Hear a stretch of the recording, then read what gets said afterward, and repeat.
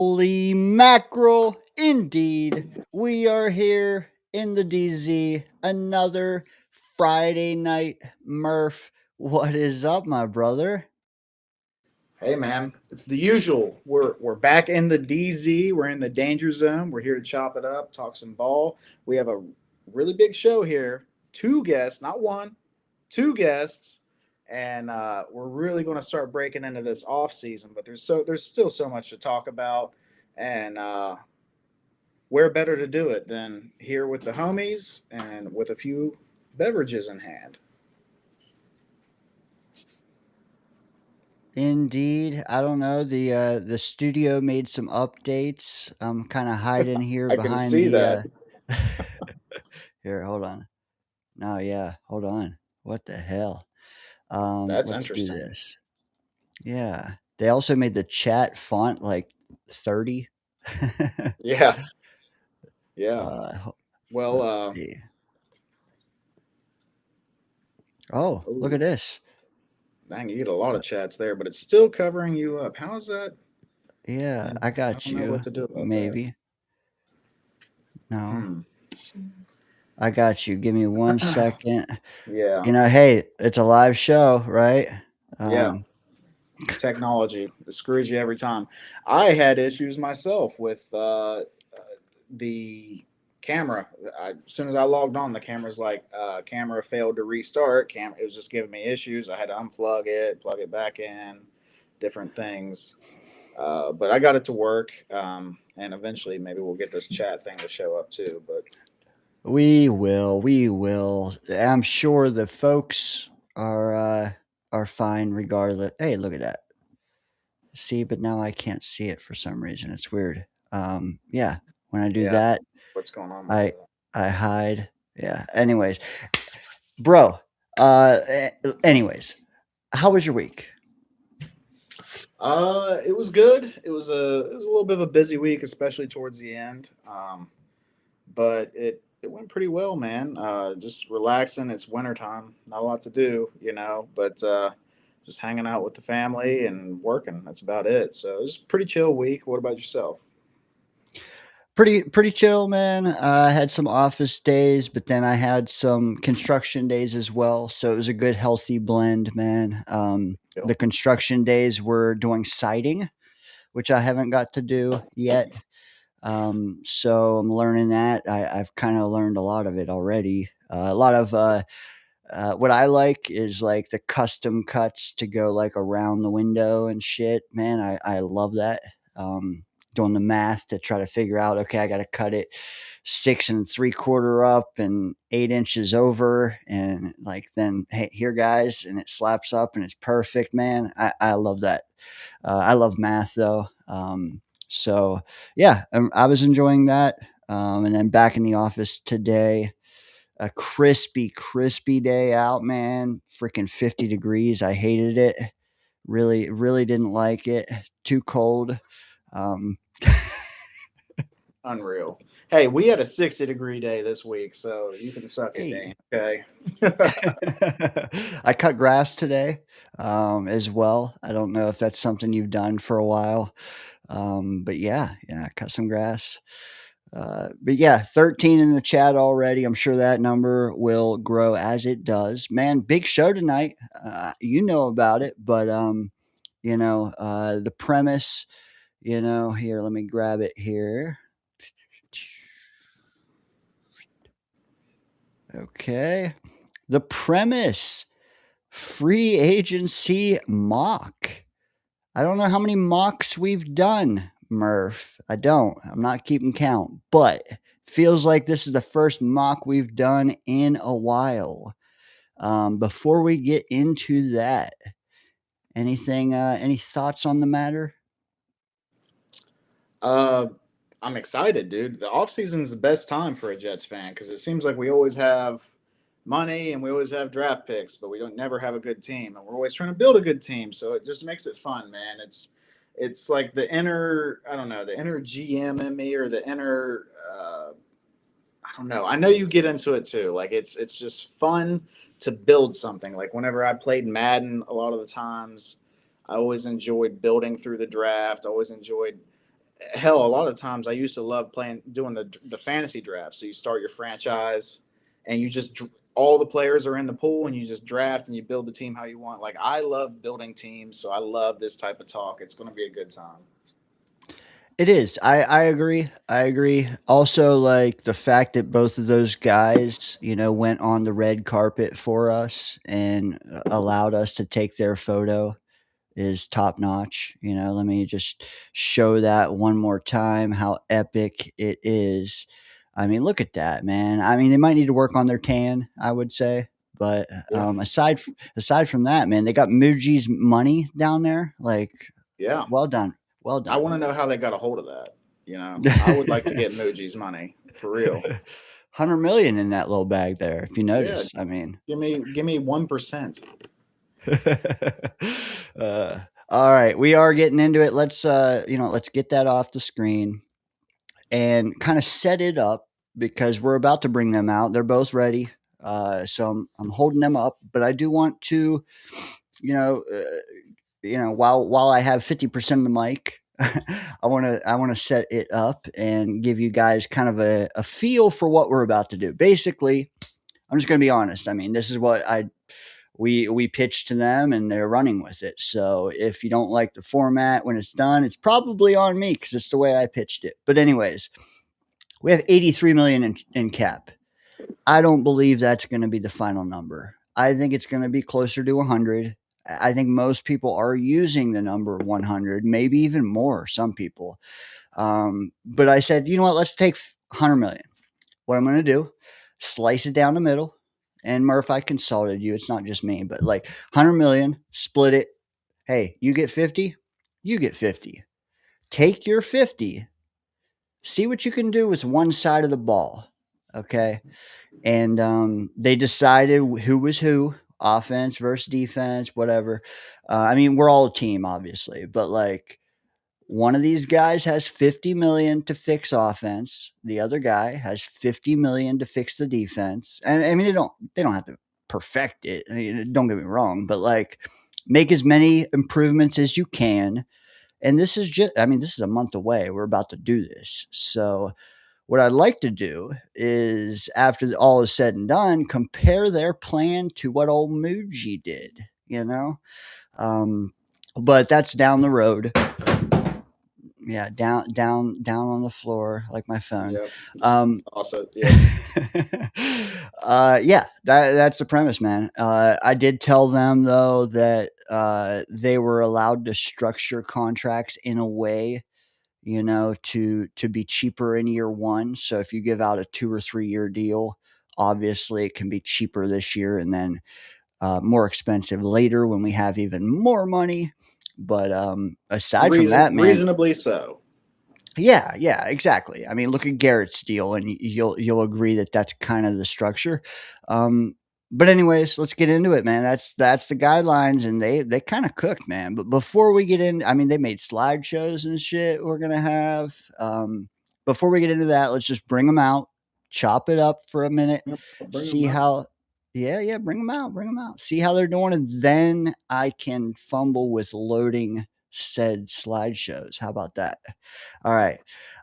Bringing them out both at once, guys. In the description is links to a ton of socials that they have, some of which I don't. And you may. So check those out. You might be a TikTok guy, find that down there. You might be an IG guy, find that down there. But without further ado, we have Ryan, the Jets What up? Award, How's it going, guys?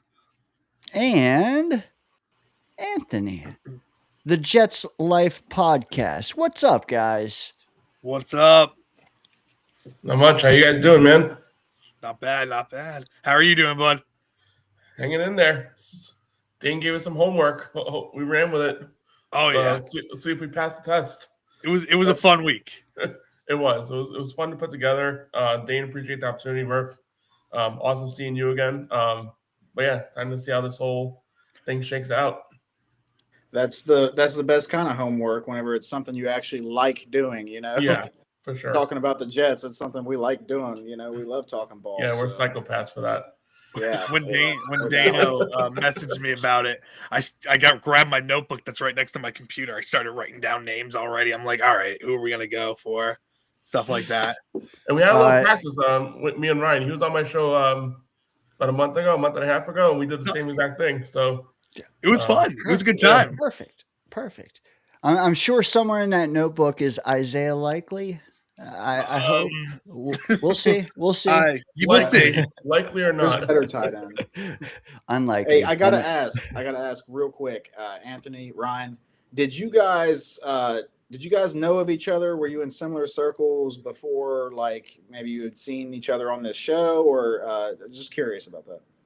I saw Ryan once as a guest on your show. I think he was actually co-hosting with you, Murph, on the day that I reached out, connected with him, invited him to my show, and there you go. Yes, that's me. Likewise, I saw Anthony on your show and everything, and liked what I saw. I was blessed to be on his show as well. It was a great time. Mm-hmm. So it's great to be able to co-GM with him on this one.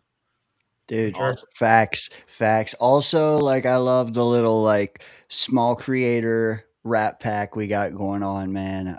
Have had both you guys on a million times, and every single time is like received very well. So appreciate both of you guys, especially on a Friday night. I know that's not ideal for a lot of people, but hey, the chat seems to find it ideal, and appreciate you guys joining us. Hazel.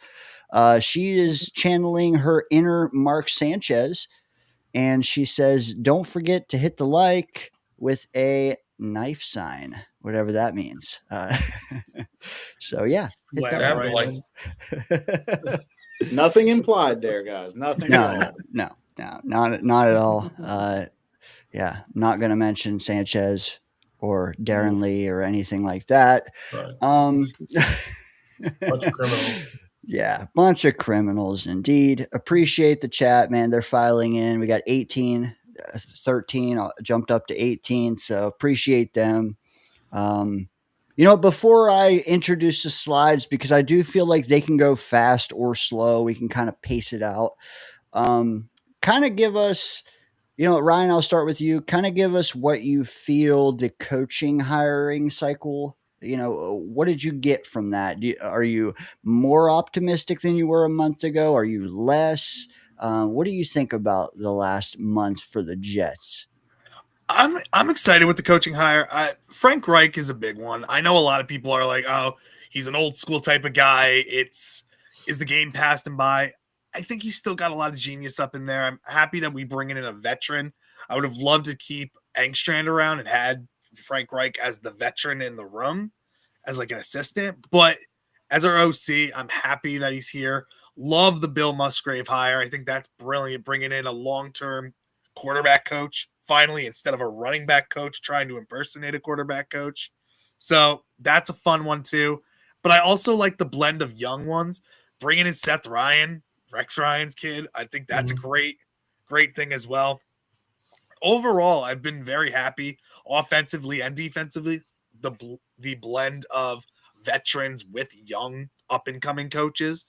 I'm really optimistic about this coaching staff. Doesn't mean we're going to win 10 to 11 games, but I think we're actually going to have a competent coaching staff. We're not going to have a Steve Wilkes there just twiddling his thumbs on defense, doing nothing. So I'm happy. Yeah, I'd say I'm more or less in the same realm. I think we ended up at a good spot after it was all said and done. I think the biggest concern going through this whole thing is I think the lack of vision is probably the part that concerns me the most. Going weeks without, informing Engstrand he was going to be let go, making that decision sooner. I know there's a lot of, speculation that Woody was behind the scenes and kind of made that the thing that had to be done based on the amount of money you would have to pay for Reich and potentially with Wink Martindale at the time. But I would have loved some organization from this disorganized group. But at the end of the day, they pivoted. They got more or less a staff put together that, and this isn't saying much, but looks better on paper than it was last year. We'll see. I liked Engstrand. I just wish we had an opportunity to see what he could do with someone decent throwing the football around because he looked like he could scheme things up. I don't think he was by any means, a Sean McVay or great play caller, but he showed some signs of being, kind of a current day type of offensive play caller that we haven't seen run through those doors in a long time. Would have liked an opportunity to see him actually put something together with something decent at quarterback. But revisionist history, we got what we got, and I think we landed at a pretty good spot overall.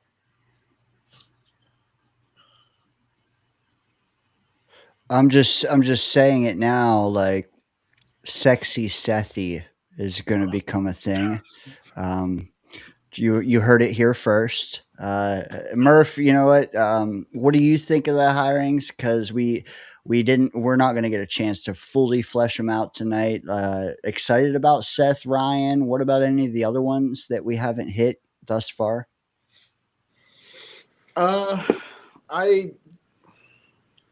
I'm not upset. Like I think that they went with a particular theme and what they wanted, right? And for the most part, they wanted experience, and they seem to have achieved that. So I think that if that's their vision and that's how they wanted to go, which might be the right idea, based on what we saw last season, like maybe we need some people in here that's been there, done that, seen the flaws, seen the successes, whatever, and they can move forward and right this ship. So I'm not upset at all at the hires.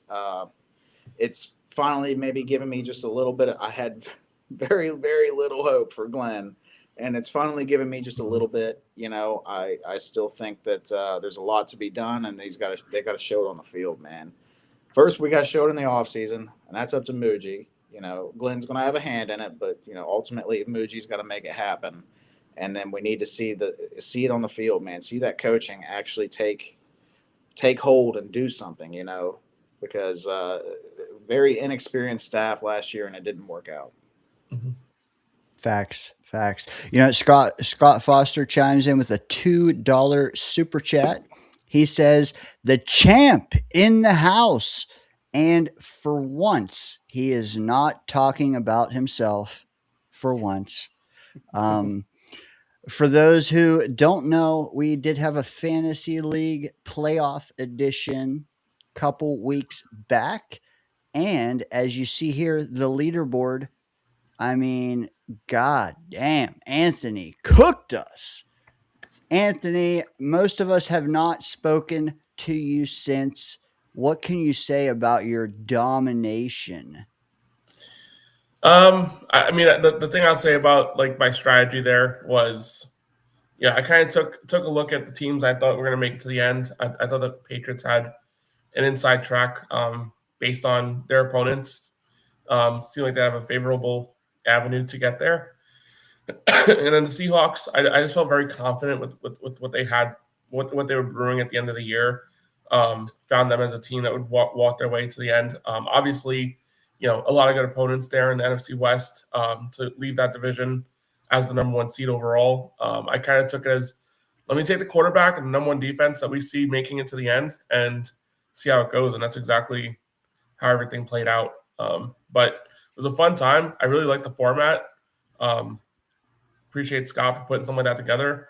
I'm actually going to try and do something similar like that with a few of my friends and a few of my siblings out here. Because, again, the format was pretty awesome. Picking 7 or 8 players and that's it. And you have no bench. And you just got to like kind of every week look at who's playing against each other and just survive. When that guy's out, you're out a player. And it's a really neat format. So appreciate Scott putting that together.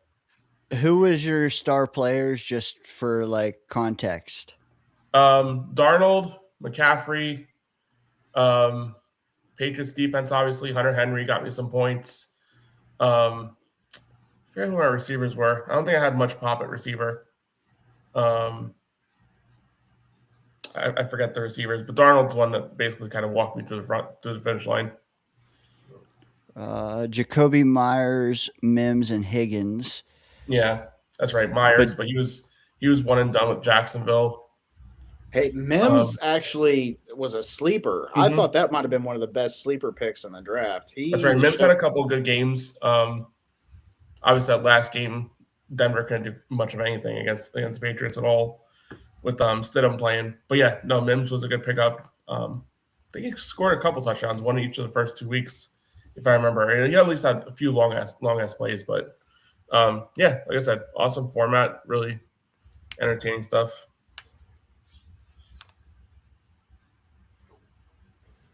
Sorry, I was just distracted. I got a Good. message from Charles Gorman that he still hasn't seen 8 Mile, and he's probably scared that he can't call in tonight unless he has watched that. 8 Mile. Yes, it was. It was required watching by us 2 weeks ago. Last week he apologized. Now this week he's apologizing again. Charles, what the hell, man. All right. Well, we It's been got the 2 last more. 20 years. Yeah, yeah. Watching Marvel, which is good in its own right. But anyways, a couple milestone chats, and then we're getting into it, man. This weird guy I've never seen before, Dano, member for 3 months, and he says, "I love this show. It has the hottest co-hosts and guests." Okay. Well, I take that as a direct shot there, Dano. Thank you. And then following it up, Bill M, another member for 3 months, paying member, man. Bill M's the man. He says this show should be sponsored by Manscaped. Yeah, it might. He might be onto something, guys. All right. Let's get into it. I have slot. You know what? How do we want to do this? Because I left it open. Who is Yeah. offense and who is defense is what I need to know. I was offense. Yeah, Okay. that's a defense. Okay. Ryan, he just gave all 50 million to Brees, and that's all. Damn right. That's That's all we needed. Offense is loaded. all right. You know what? I let Ryan pick first, so why don't we start with Anthony's slides first? Does All that right. sound like a deal? All right. Works. Let's do that. And again, like, don't burn through it. Like, give us a chance to maybe comment on 1 or 2 of the signings. And Yeah. Ryan, you included. Like, this isn't a competition, is what I'm trying to say. Like, it's a team process. So, Ryan, if you hate one of Anthony's signings, tell him. Chat, Too late. chat. got If you you. hate, I got chat. you. If The you check hate is already- these signings, The you check got to is tell already us. cleared. The check's already cleared. You know what? Here's the other thing I want to say. Like, you have $50 million and you both had a whole mess of problems to fix. Mhm. There is no perfect formula. I want to state that up front. Like, there is no perfect route through this off season. So what we're showing you tonight is one path. Okay. Should you want to delete a guy and add a different guy, whatever, man, just look at it in totality. After Anthony is done, I do have an updated depth chart to show you, and you guys tell us, is it a better depth chart than we had last year? Will it perform better? I think the what we want to portray is like, we're all down on this team right now. But guess what? We haven't done shit. We haven't signed anyone. We haven't drafted anyone. We are going to do nothing but improve the next couple months. So we're going to dip our toe into March and see how we can improve there.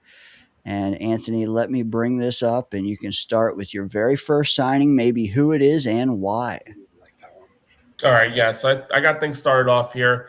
Now, let me first preface this by saying I think there's going to be a transition in scheme by this team. I think a lot of the coaching hirings kind of lead us to assume they're going to go more to a probably more of a multiple front, but probably leaning heavily in a 3-4 base is probably my assumption here. So I kind of took this approach of rebuilding the defense in a way that kind of takes advantage of that 3-4 scheme and kind of some players that can fill that. The difficulty I had, and I'll go there first, nobody really popped to me as a true nose tackle. You don't have your Chris Jenkins out there, guys that can really stuff the middle. So I had to kind of get a little creative from a defensive front standpoint, just go multiple bodies and keep it rolling. But a guy with some upside that I liked a lot, Logan Hall out of Tampa. Younger player, bigger body. Again, he's a guy that can play all over the defensive line, probably from the outside shoulder of the guard to the outside shoulder of the tackle. And he's one that could probably come in a reasonable contract. This $3 or $30 million, I think, is more or less where you're going to find him in the grand scheme of everything. Now, obviously, I kind of took the lower approach on some of these things. I took the higher approach on some of these contracts because fact of the matter is Jets are probably going to have to pay a Jets tax on all these guys. And getting a guy out of a winning culture in Tampa, although they had a down year last year, you're going to have to probably pay him up a little bit to give him some intrigue to come here. But he's a guy I looked at as someone who could solidify his defensive line and start getting this whole transition moving in the right direction. Can I ask you, like, for anyone who doesn't know what he does, like, who will he replace on the depth chart, just like forecasting wise? So I don't think it's much of a replacement on the defensive line. It's an upgrade over guys like Michael Clemens. Obviously, there's a big hole there with the loss of Quentin Williams. It's more of an upgrade is what I'm looking here. He's going to come in and kind of just fill the role with Harrison Phillips and Jawan Briggs and just be that third guy in the defensive line, along with some other signings I made to try and fill out multiple options on the defensive line. But again, I'm just looking for raising the floor of this team, which is very, very low, with some talent, with some upside.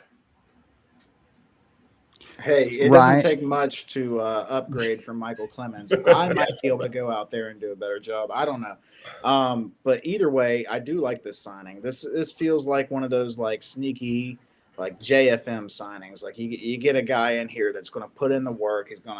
He might not be the most noticeable guy out on the field, but like he's out there putting in the work and he's making a difference, whether you can tell or not. Right. Also, I love that graphic. Yeah. I was rolling a little bit until Google Slides prevented me from beautifying my slides. There's a couple in here that don't have the right format, but I tried. Either way, he reminds me of like a lot of like what a Muji move would be, like Jawan Briggs type of player, that high upside and everything. You don't know much about him, but then he comes in and makes a ton of plays. I like this signing a lot. Right. Good deal for him too. Mm-hmm. Yeah, I mean he's by no means perfect. His run defense can be a little spotty at times, but I kind of supplemented that with some of my other signings to make sure we're kind of rounding out some weaknesses here, some strengths in the same area along the other sides of the ball or other parts of the defense. So again, he's not perfect. He's going to give you a lot of pass rush upside along the interior, which I think the Jets severely lacked after losing Quinnen. Okay, I like it. Moving on to signing number 2.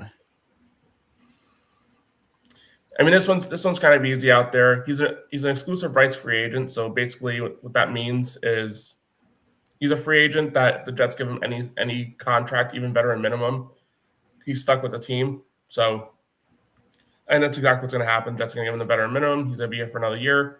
And again, a guy that showed a lot of promise last year. Going to continue to build on this defensive line and hopefully keep moving in the right direction. I got to ask, I just want to see your vision here real quick, Anthony. Are we envisioning, because I know you said that you're thinking it's going to lean a little bit more towards a 3-4, and I know most defenses do multiple, but if your base is more towards a 3-4, are you envisioning Jawan Briggs as a nose tackle or on the end?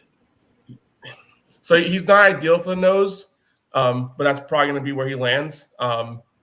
Harrison Phillips and Logan Hall probably going to be more your outside defensive ends in the front, and Jawan Briggs is going to find himself in the middle. There just wasn't many names out there in free agency that I kind of looked at. Tim Settle was one I saw as probably an interesting option for a nose tackle type, but I can't see it. I can't really vision a world where he's out of Houston. He's kind of got his career on the right path over there. So again, it was hard for me to kind of identify a good true nose tackle, like your good 340, 350 pound block of human. But yeah, I think Jawan Briggs kind of fills that role. based on the signings here. Did you consider somebody like Benito Jones from Miami, who worked with Aaron Glenn before in Detroit and Brian Duker this past year? Yeah, that's a good option too. I didn't consider him too much, and probably would be a good option too.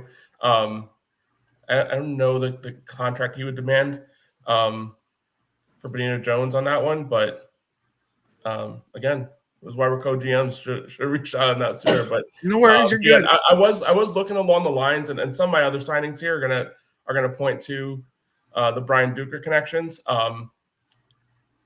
Again, Brian Duker will be more of a pass game coordinator. I don't know how much work he did with the defensive line, and those guys will follow him along. But yeah, another good option too. I just got to say before we move on, like I'm looking at that. Is that right? 6'1" and 313. That is a stacked motherfucker. If he's 6'1" and 313, that's not super tall, and that's a lot of weight, man. And I don't see a gut on that guy either. Jeez Louise. No wonder he's a stud. Also, like, That's right as did Google he says. did he ever wear this uniform? Like, I don't know. Google, I'm asking you. It's a great question, actually. Probably not. I didn't even notice. You know what? Someone must have forecasted him to us before it happened, and then bam. That may not even be him. Google doesn't know who the hell Juwan Briggs is, so weight's probably not even right either. All right, let's get into it, man. So you know what? I love this. I just want to say that we have to bring him back for his. I mean, his trajectory is enormous. Will it only cost $1 million? Can you speak on that, Anthony? Is it like confirmed that's all it'll cost, or? So yeah, so when you're an exclusive rights free agent, basically any contract that's offered to you, as long as the contract's offered, basically like you can't sign anywhere else. So usually when there's an exclusive rights free agent, they're mostly signed for a veteran minimum. So he probably actually signs for less than $1 million, to be honest with you. Sign me up, man. Sign me up. I think the veteran minimum Don't. is like $795 or $785 or something like that. So yeah, he'll sign for that. I don't know if it's something where the Jets try and get out in front, like a multi-year contract type of thing. I doubt that. Probably give him a year, prove his rights, and then explore a later option. But yeah, that's how the exclusive right thing works. I love it. I love it. Don't let him walk like LT3, and then we know how that went. All right. Yeah, for other teams. All right. So signing number 3. I'll let you lead it away, brother. So this is where the graphics started going away a little bit. So Marcus Davenport, more of a depth option here. Worked with Glenn before, both in New Orleans and with the Lions. I think we talked about him a little bit last off season because I believe he was a free agent as well last year, or he may have been. But again, somebody who has some scheme familiarity with Glenn. Still young enough where I think kind of fits the Glenn mold of not going too old on his free agents. And just another option to play on that defensive end rotation. Just another body. They're going to be rotating. That's what Glenn likes to do with his defense, especially when you have a 3-4 front. A lot of more power and takes a bigger toll on these defensive linemen. So really that's all I did here was just a short term, get him in the building. Someone who's familiar with Glenn's schemes. I tried going a player in each of the fronts of the defense. Again, just a player with a little bit of upside. What you're getting out of him. Should again be a player that increases the floor of this team.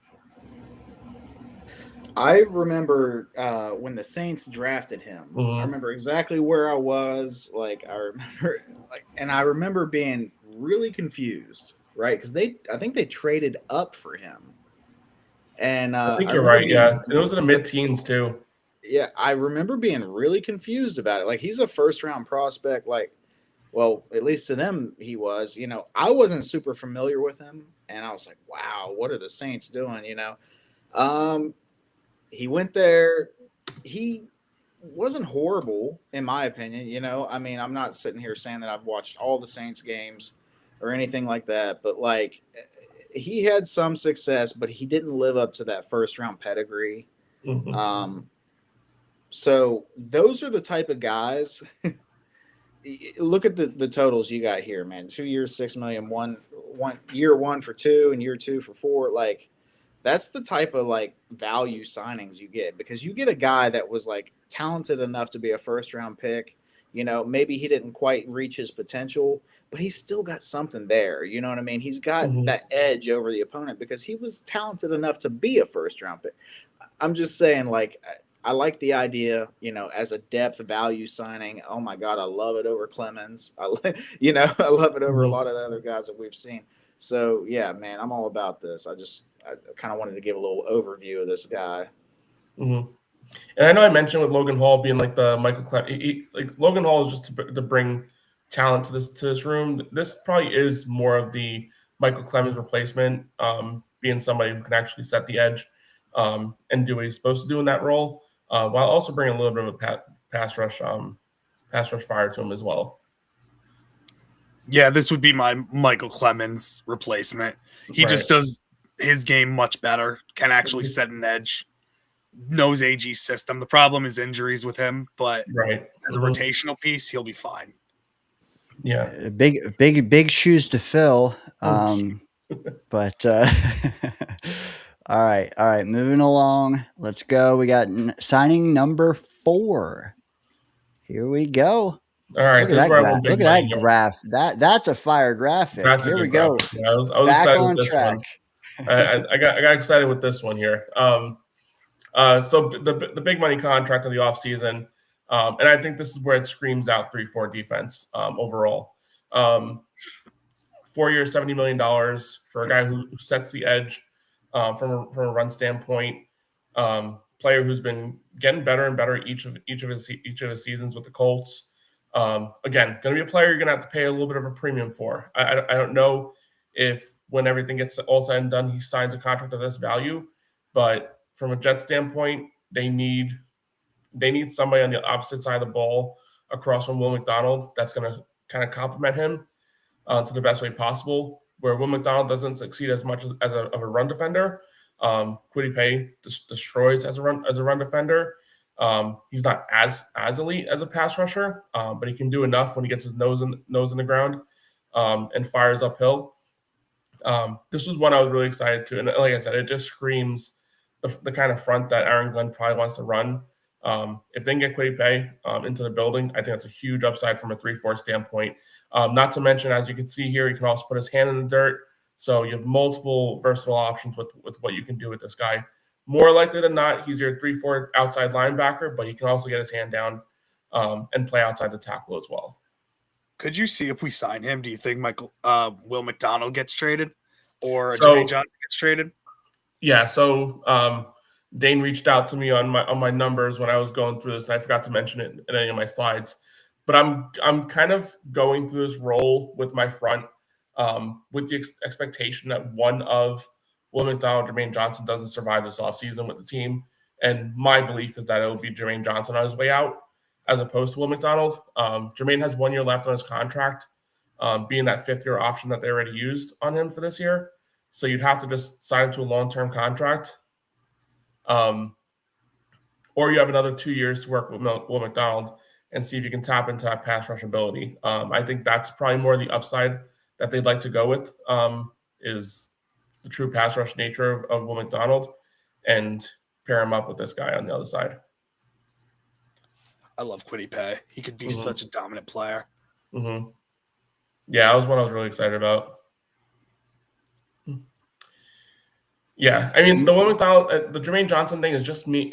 The Jets are going to have to make a decision with one of the two. You're not going to be able to sign both. Do I want to trade Jermaine Johnson, especially at this low bar he's at right now because of how he ended last season? No, especially coming off the Achilles, an extra year to recover from it. Not necessarily, but again, something has to change with this team. They've got to change that losing mindset. And I'm not saying Jermaine Johnson is a part of it, but enough of these players have been there long enough where you just need a full refresh as much as possible. Dane, did you cry while I was away? Did you cry over Jermaine being traded? Yes. Yes, Okay. I did. I did earlier when I received these slides, and then Uh, I had to cope with it ever since. Yeah, yeah. I need it on camera. No, that hey Anthony, bold, right? Mhm. And sometimes you got to get bold. Jermaine, uh, we all, I think everybody probably on the screen loves Jermaine, right? Like we all like Mhm. Jermaine. Um, has he lived up to the first round hype? It's kind of a stretch, right? Like he doesn't have a double digit sack season. He's been excellent against the run. Last year, he dealt with some Mhm. issues. He, different things. Um, so has he lived up to it? Is it worth investing in him? Are those injuries lingering? You have a lot of questions. So you got a guy like Muji, right? He's new. He's not like locked into Jermaine Johnson. So this is something I could see him doing. Like, hey, maybe I need to like wash my hands of this guy. Mhm. Let him have a fresh start somewhere, and I'm gonna bring in a guy that I've had my eye on for years. You know what I mean, from Mhm. afar. Like, so yeah, I'm not against it. Like I said, we all love Jermaine. I think he's a class act. That's one of my favorite things about him. I really think he's a class act. But you got to try to better the team. And if you feel like this move betters the team, I'm down for it, man. I don't want to Right. spend too much time on one thing, but Well, let's one question from the chat for Anthony is why sign pay however you say it when you're drafting Reese at 2? Is that not even just that, but like is that something that even crossed your mind, or are you just taking it one day at a time? Where are you there? It did cross my mind, and I think Reese ends up being the pick at 2. But here's something I'll say about Reese, and I think we all need to just take a little bit of a step back in his evaluation a bit here. Something I've seen out of Arvel Reese, I think he's the most elite, and nobody's gonna like to say this because you don't draft off-ball linebackers number 2 overall. But I think that's where I like him the best. When he's making plays, he's in the middle of the defense, and he's able to blitz, you know, kind of in disguise blitzes, get his way up there. He can play on the edge. He can do that as like a versatile player. But I think where he's going to make his point on the defense would be as one of those interior linebackers. Um, I just don't see him being that full hand in the dirt type of defensive end. I don't think he has a size frame for that, especially if the Jets transition to a 3-4. Could he play the 3-4 outside linebacker? Sure. But I want a guy like Arvel Reese in the middle of my defense and being the leader of that defense and kind of working his way towards that if he's being picked number 2 overall. Again, it's not popular opinion for an off-ball linebacker to be that pick, but that's why we're talking about him is because what he did in that role. We're not talking about him as an elite pass rusher. We're talking about him as an elite defender, and that's what he was for Ohio State. This Take is why we that, agree. Nick. This is why we agree as co-GMs. He's such a better off-ball linebacker. And imagine having Quiddy Pay coming off the edge and Arvel Reese as your off-ball linebacker coming in. But He's here's so the much thing. better in that position. But here's the thing too. Like we still don't know what Will McDonald's future is either. Like he's on the books for one more year. You're gonna get that 5th year option. The biggest mistake a lot of GMs and coaches make is drafting a guy because they believe he can do something well and shoving him in that spot. We saw it with Isaiah Simmons back with Arizona. Like sometimes you just gotta like see what you saw in film and go with that. And then if you believe he has a role doing something else, merge him into that role slowly but surely. If in 2 years he's your outside linebacker full time and that's his role, and you don't no longer want to roll with Will McDonald on the outside, you have that option. But I think if you're picking Reese, let him do what he does best. The one player I would say if you're going for true pass rush specialist, and you why not just go get David Bailey at number 2? I mean that just makes a little bit more sense if that's what you're going for. And then this signing doesn't make much sense because then you would just put David Bailey there, and that's your player. But I would like Arvel Reese to be our pick at number 2, but I would like to let him do what he's done great in college. And also, like For all we know, in 2028, and I know that feels like eons away, but in 2028, we might have no defensive ends on the roster now. Like, we don't know that we're keeping either one. I mean, my hot take, and I don't even think it's hot anymore, is that on day 2 of the draft, we're going to trade Will McDonald. It could be Jermaine just as easily. But again, like, do we sign either of them to an extension? Possibly not. So I would not consider that when drafting at 2 overall. I wouldn't consider it in free agency either, because again, we don't know how this is going to shake out. Murph, I have a chat here I'd like you to read before we move on. Yes, Mrs. Murphy, who is hanging out here with me, just chilling for the show, became a member of the Danger Zone crew. I had to beg and plead and do all kinds of things to get her to do so, but she did so. No, I'm just kidding. She did it on her own will, free will. That's You didn't steal her phone? Yeah, no, I did not. I do encourage everyone else to grab their old ladies' phones now and do the exact same thing.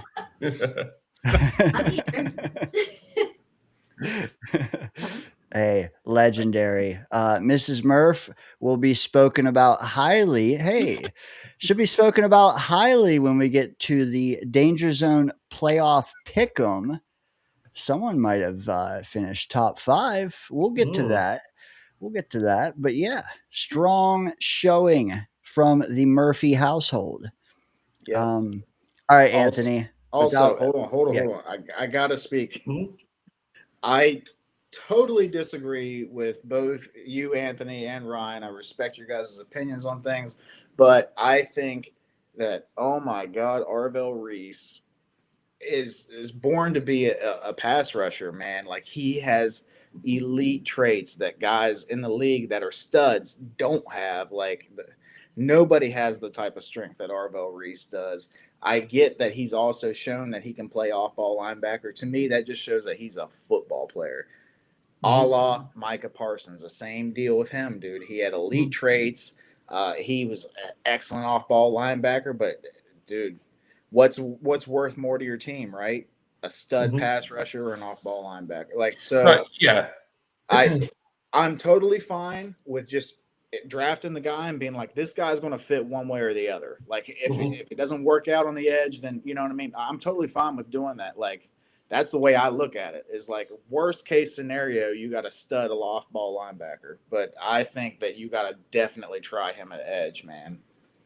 Yeah, and I think that's where the versatile front is going to come in. Like, I don't think any of these guys like are married to any one position. That's probably what makes this front and these players like that I've kind of put together here a little bit more like entertaining from that aspect, because Kwity Paye can play 3-4 defensive end with his hand on the ground. He can do that. He has the size and frame to do it. He's ideal as an outside linebacker. Will McDonald is probably going to be your guy who's stuck at outside linebacker just based off his size. But Arvell Reese can definitely play. I'd like to see more of him at the outside linebacker. At the interior linebacker role, one of those two guys, and then move him outside in certain pass situations. Like, that's more what I see. But I'd like to see him in the middle of our defense in those early downs, and then later in the downs, third down, fourth down situations. He's your outside guy. Hey, Kwity Paye sounds a lot better than what we had last year. That was just Kwity play. All right, moving along. You know what? Mrs. Danger Zone chimes in. She says, "Yay, Mrs. Murph! Look at that." Ooh, Murph, different. you questioned the 60% female audience that I referenced last week. I don't know, bro. I don't know. All right. Anthony, you're up, brother. Take it away. Again, just building out this defensive front, this front seven, to the best of my abilities here. Going with Quay Walker, another guy that's strong, powerful, can play the run very well. He's also strong in coverage, can cover your tight ends, cover your running backs out of the backfield. again, just looking to raise the floor of this defense. I explored options of trading away Jamian Sherwood. His contract is hard to move as it currently stands. So you're kind of stuck with him for a little bit, but I have no problem with him being your third linebacker in a 3-4 front with Quay Walker being like one of your primary defenders. Hey, I love this move. I think that's a guy with a lot of upside. He came into the league young, Mm-hmm. And he was with a good organization that were, coaching him up, and hopefully our guys can coach him up even more, and he could be maybe a long-term Jet, right? What do you think, Ryan? I think he's either the one you go for or Leo Chenal. Leo Chenal is another young one from Kansas City, who I think has been playing behind two solid linebackers there, and Tranquil and Bolton. I think if Chenal got the opportunity, I think he'd be light years ahead too. Quay Walker's a fun one though. Kid's an athletic freak, can do everything, can cover, can hit, can do what you need him to. Is he going to go for? Is he going to want more years though? Being at a young age, I think that's probably where it lands more, is on more years on the contract. And to reference on Chenal too, another player I really liked a lot too, looked at as an option. I just have difficulties with certain players, like especially players on the Chiefs. Chiefs do a pretty good job of keeping their players back in the building. So I think that kind of falls in that. I know we're playing a little fantasy game here with all these things, and Jets are probably not even going to sign any of these guys or a small percentage of these guys. But I tried keeping it as realistic as I can. If there was a player, I just said, okay, that guy's not leaving. I kind of stuck with that, stuck with my gut on that. But Quay Walker's probably one you do see hit free agency, but yeah, I do think he ends up signing more 3 or 4 year contract is probably more likely than a 2-year contract. But it's hard with linebackers too, because being a position of less value, a lot of times they don't hit for big money. So they normally do go away with these short-term contracts, try and rebound again in a couple of years when the money gets bigger. So that's kind of my thought process there. Hey, dude, if you don't know Quay Walker, you don't know ball.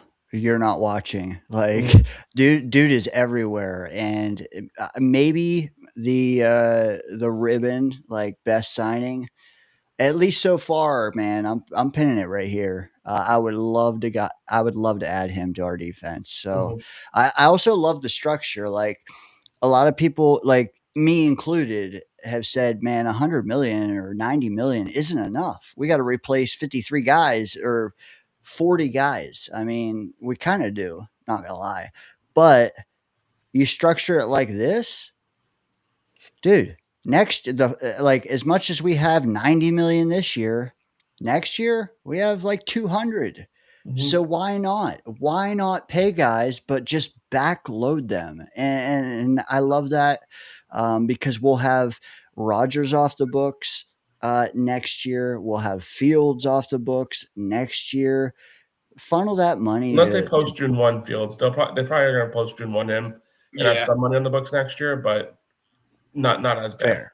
Fair. Yeah, exactly. That 200 has got to, I mean, we have nobody on the roster next year. That's probably why. But like, yeah, that's a good contract for a guy that's worth 25 years old. It says it right there, man, 25. And will he take that? I don't know. But if you had to go up to like, I don't know, 3 for 40 or something like that, I would even do that because, yeah, I mean, he's not falling off anytime soon. No. So that's the upside to not having a quarterback. If there's one silver lining to it, we're not paying a quarterback $50 million a year right now. So it frees us up to be able to do things like this. Because nowhere in the near future are we going to be paying a quarterback that much, unless, very unlikely, unless we somehow traded for Joe Burrow. But I don't think you guys notice that talk has calmed down quite a bit. So I doubt that ever happens. Well, we got to see how creative Ryan got. Maybe he's got us finding a $50 million quarterback in free agency. You never know. Offensive side of the ball, I can tell you, I made some interesting signings, but when it came to the quarterback, you'll see which way I went with that. Okay, got it. All right, Didn't find magic. moving along. Any final thoughts with Quay Walker? Or are we good? All right, let's go. See what we got for number 6. I was wondering when he was coming. Yeah, I think this one that's probably, in every Jets content creator's, slide deck at some point in time.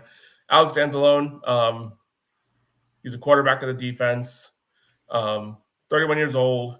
Doesn't seem like he's losing much rust. Injuries have been a little bit of an issue for him from time to time, so we got to watch out there. But he's a guy that's familiar with Glenn, worked with him for a couple years in Detroit, and still a damn good player. He'll never be like your elite player, but he's going to be good enough. He's, again, another player that's going to raise the floor of this defense and give him a pretty reasonable contract, 3 years, $34 million.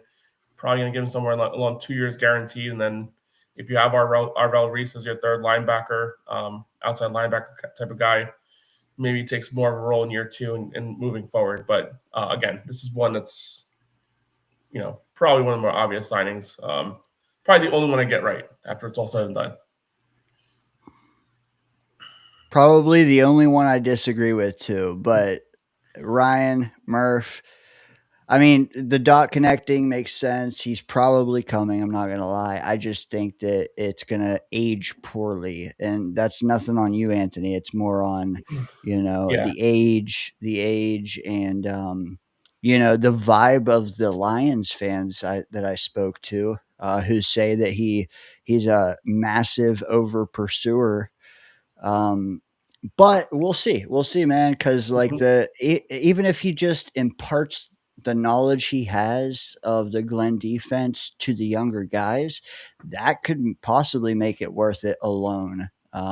So Murph, Ryan, anything to add about Anzalone? Anzalone would be the CJ Mosley effect. We missed such a veteran linebacker back there after Mosley left. You saw Sherwood take a step back. So bringing somebody in who knows Aaron Glenn's system, who has a close relationship with him, and who could actually be a player coach on the field to help him in a 3-4 type of defense where he could be in the middle of the linebacker core with Sherwood out there to help him, I think could be so beneficial for him. I think it makes perfect sense. A 3-year contract, I don't know if I'd go a 3-year contract, maybe more of a 2 and everything, because he has been banged up recently. Yeah. But just getting him in here, I think, does so much, bringing in Aaron Glenn's type of players too. So, and he had he had great seasons under Aaron Glenn in Detroit. So I think it just makes too much sense. Like that. Yeah, so Anzalone, of course the age worries you. He's not just barely 30, he's 31, probably going to turn 32 this coming season. So he's a guy, like you guys said, he knows Glenn's defense. So that's the plus. That's like a huge plus, right? Like you mentioned the CJ Mosley effect, like somebody that can get in there and can kind of lead people, because that's an underrated aspect. When we didn't have Mosley, that did make a difference, in my opinion. I think that, his best years might be behind him, but it's hard to tell. We see guys like, oh my God, I about said D'Amico Ryans. No, the dude that used to be a Jet, he plays for the Saints Mario right now. Davis. DeMario Davis, that's what I was thinking of. He's like 36, 37 years old. How old is he? And he's still Free agent. stud, He's a man. free agent. Still a stud. I don't know if I'd touch that, but but I'm just saying. So you never know. But I don't hate the idea of it. I get Glenn has to get his guys in here. Get somebody that can help him install this and help lead this defense. And it's crazy to say this about a 31-year-old, but maybe even bring some life to it. So I don't hate the move at all. It could bottom out, Dane. I'm not denying that it could, but you got to take chances here and there, right? For sure. Okay, Anzalone, man. If we sign him, I will immediately buy a calzone. All right, moving along.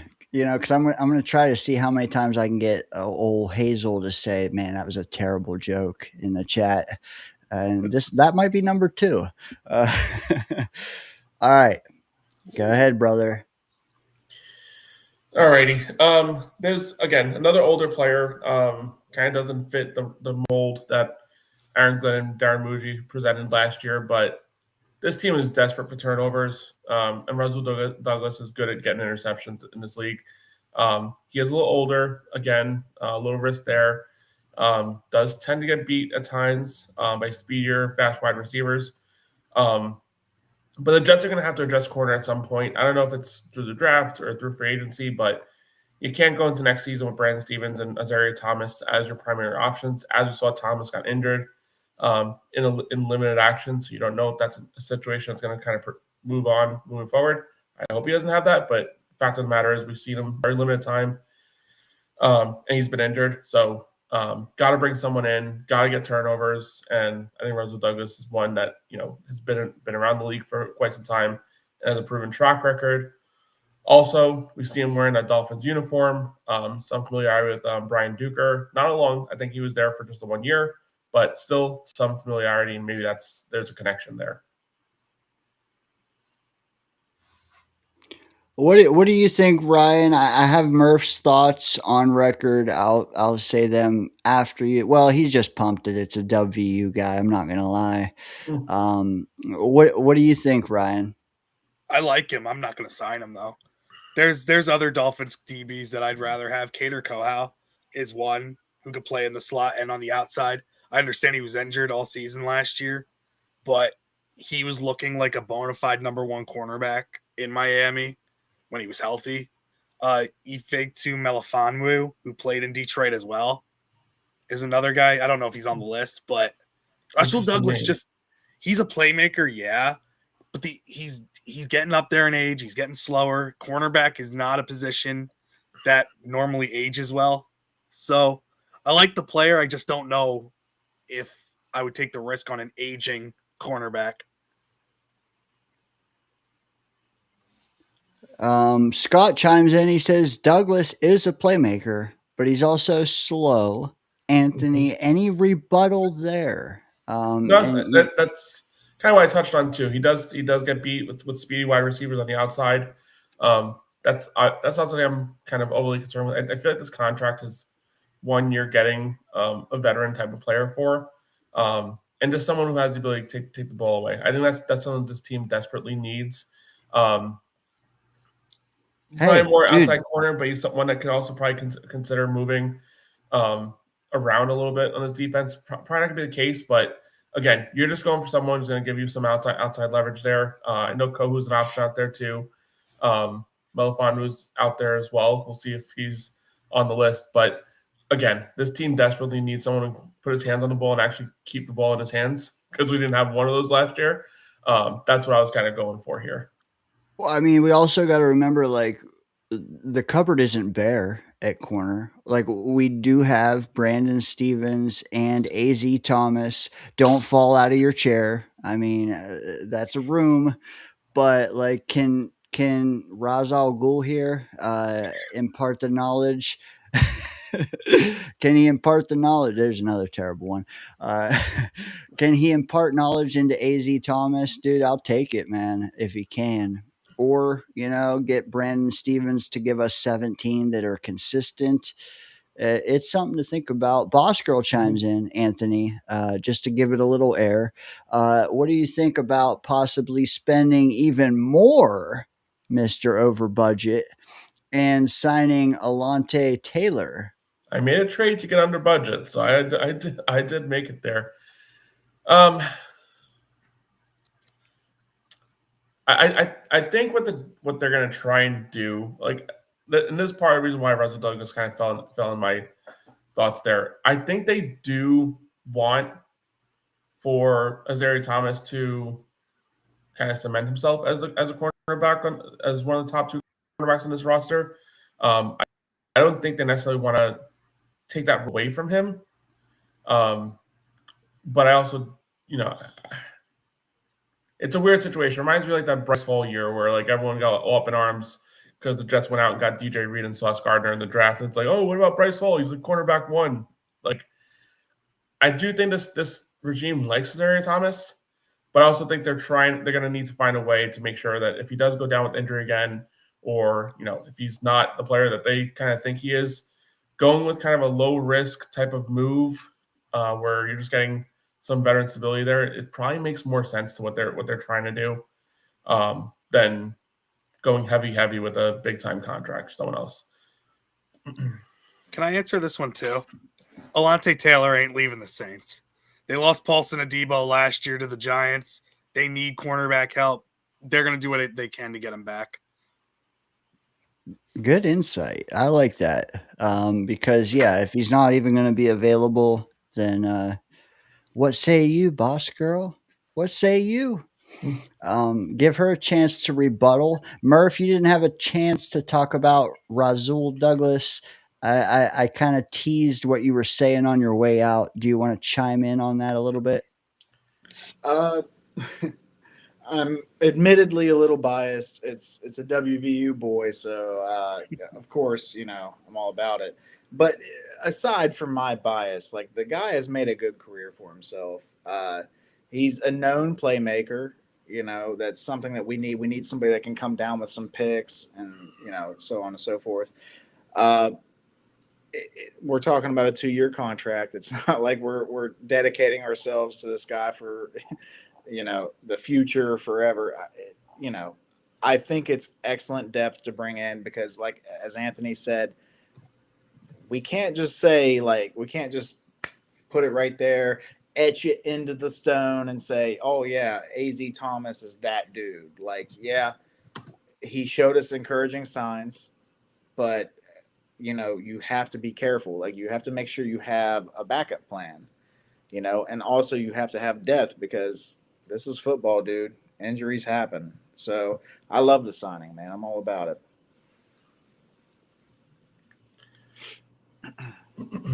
My bad as I unmute here. Okay. All right. Moving right along. Next one. 8 out of 9, mind you.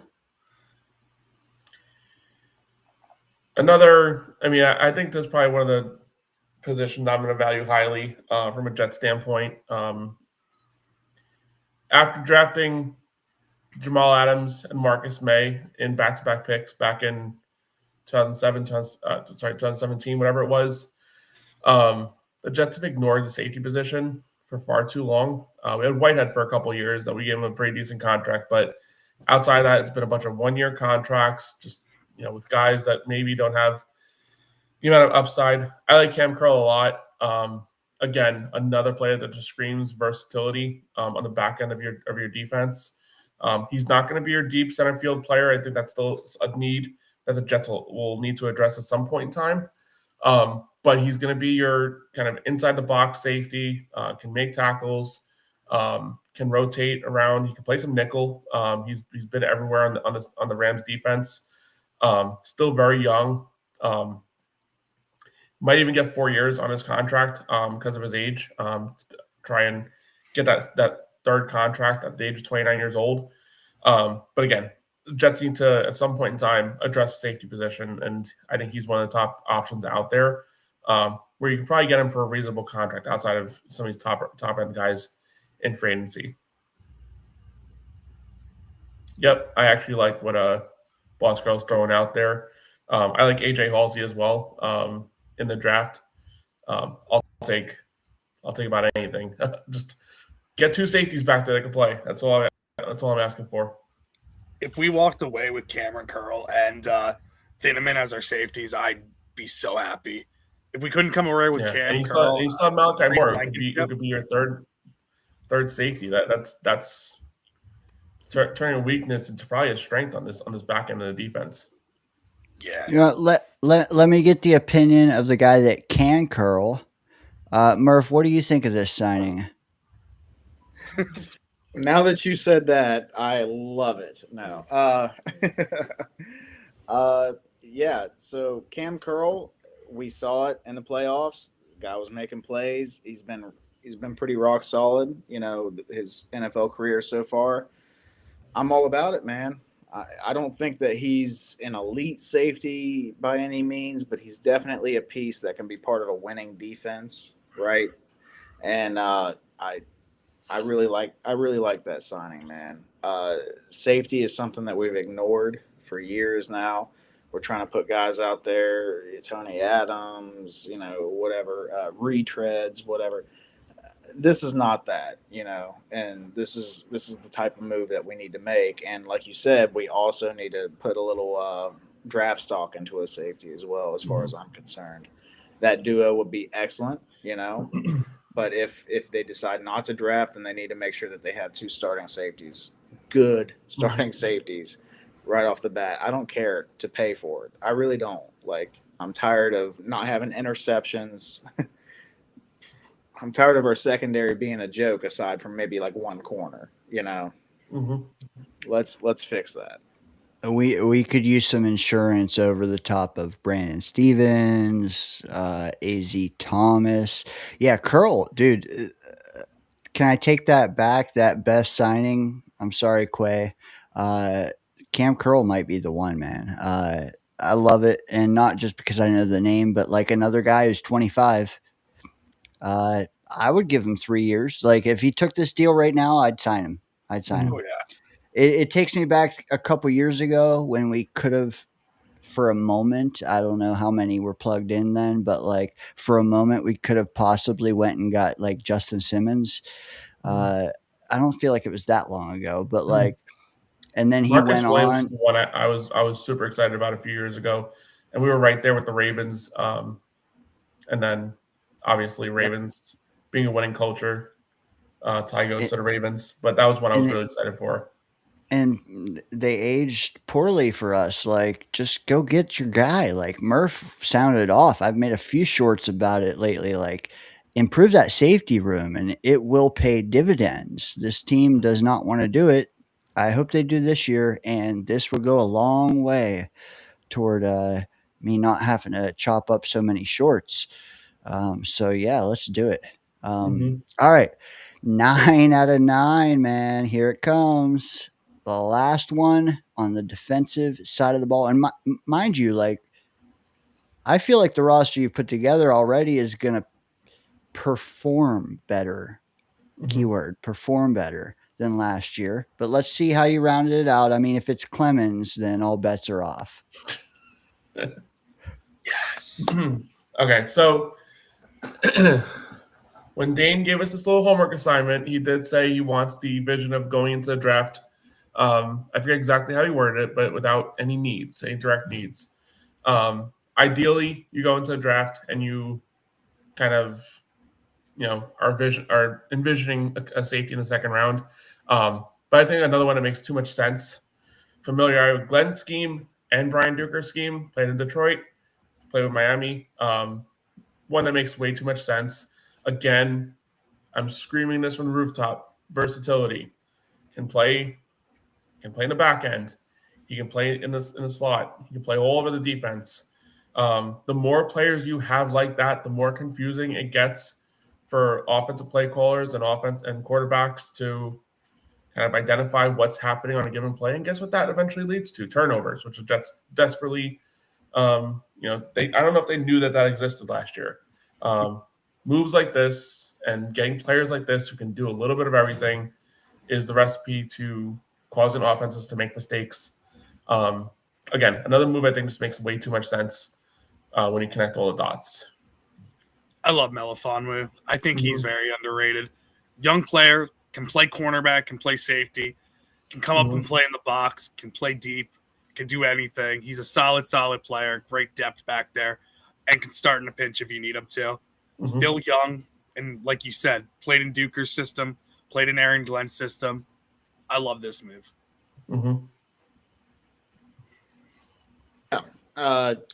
You're just solidifying it, right? You're just making sure that you're good to go and you're not having to reach in the draft. So I'm not upset with that at all. I think that the background makes sense.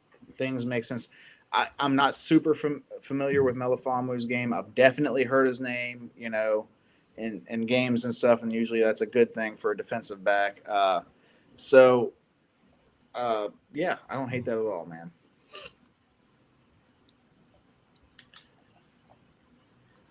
And I believe that concludes you, Anthony. Right? That It is does. fixing the Jets defense minus the draft. Yep. On a 61 budget. million of year one budget, $13 million trade away in Jermaine Johnson. Gets me right at 48 million. I got $2 million to spare. I'm gonna put that in my back pocket and go shopping this weekend. The one thing I will say, did you decide to bring back any of our other guys? Like Jasir Taylor or anybody like that? So, I mean, to be honest with you, everyone's got to go. It's kind of my vision here. Juwan Briggs was the one that I brought back, but they're going to need to overhaul this entire defense, I think, from the ground up for the most part. I mean, Harrison Phillips, one, I think, eventually gets a contract extension. Would make sense. Maybe give him an extra year or two on his contract. But yeah, I didn't really look at anybody on the like Jasir Taylor. I mean, I wasn't crazy about him. There was nobody on like the re-sign like kind of target on the defense. I felt like has got to bring him back outside of Juwan Briggs, and again, that's a no cost move basically. What I will say with this depth chart is that I plugged in the additions that you've made, and I deleted the expiring contracts that you did not include. The only thing I wasn't sure about was Cam Jones, who is, I believe, a restricted free agent, and then they're going to give him like the right of first refusal. Is probably what they're going to end up giving him to bring him and back to then the building. McCrary Ball, which I assumed you'd keep, but I think that's an exclusive rights as well. So I went a little heavy on linebacker with the expectation of letting him walk out. I think he was a little bit of a headache last year when he was playing. Far too many penalties. He was dubbed a captain for some reason and did not personify a captain when he was out there in the very limited time he was. So, yeah, I had every envision of McCrary Ball not being on my roster. I see. Well, this is the updated depth chart, and we'll look at it again on the other side. I do want to say that, but before I do, I just wanted to highlight a couple comments that come in to us from the Jets Ward. Real quick, guys, what could you tell me about this from Ivan Gonzalez? He says, would you pick wide receiver at 16 or trade down a few spots to add assets? We have no third rounders. I don't know if you guys knew that, but if you didn't, would that entice you to get off of pick 16? If there's any way I can trade down in the first round, I'm trading down from 16, trying to acquire another second round pick or a third round pick. You can get a solid wide receiver in the second round. Omar Cooper Jr., Surratt. There's some guys. Chris Brazell might fall to the second round who you can go after, who's very underrated from Tennessee. There's a lot of solid wide receivers that you can nab in the second or third round. Yeah. I mean, if any of the big three are there, being Tyson, Tate, or Lemon, then you kind of have to stick and pick is my thought. Anyone else, yeah, I mean, I'd be more happy to trade down. The thing is, like, and I keep saying this, like, Jets are at a good spot at 16 where you're still getting, like, probably one of those, like, last few kind of blue chip, top of the draft, type of players. Once you get to, like, 20, the list kind of, I'm not saying it doesn't excite you. There's still plenty of players available, but like that top tier of players in this draft, it's very 16 is kind of when that drop off hits. Is what I've kind of noticed in plenty of mock drafts I've done. Because I've screwed around with the trading and stuff like that.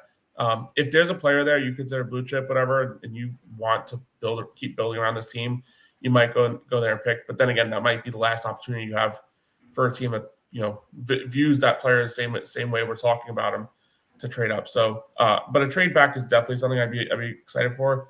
This team has a lot of holes to fill. But another thing too, to build more middle round depth, the Jets have like 14 picks in this draft or whatever it is, a bunch of day 3 picks in the 4th and 5th round. You can easily package some of those up to get back into the 3rd round as another option too. So it's not all about trading back to get more capital. They're not going to pick 14 players, nor should they. So you have different ways of getting more players in the building. I like it. I like it. And then Eminon, who I've seen around, he is a Jet YouTube content connoisseur like all of us, man. He says JETS, Jets, Jets, Jets. Appreciate that, Eminon, from the Jets Ward coming in. Tunneling through to the danger zone, man. I love it. Guys, if you're watching over there, keep chatting. We got you, man. It's all funneling here. Scott chimes in, though, speaking blasphemy, and he says $2. Dane is a regular Bob Hope-less tonight, meaning my jokes are not hitting. Definite blasphemy, guarantee you there. But anyways, moving along, I support the jokes, Dane. Don't hey, be deterred. My man. Hey, you know what? You can't just sit up here and be, hey, just be boring. I don't know. Anyways, this is the depth chart. Quay Walker, Marcus Davenport, Logan Hall, Rasul Douglas, Cam Curl. They might not be in the perfect spots that Anthony intended them, but there's some new additions there, man. Quiddy Payne's in there. Jawan Briggs coming back. Anzalone. Notable subtractions. Let's go over that. We have not. Okay. Clemens out. Quincy out. Tony Adams out. Despite Woody Johnson, we don't want to give him a nugget, but hey, he's getting one here.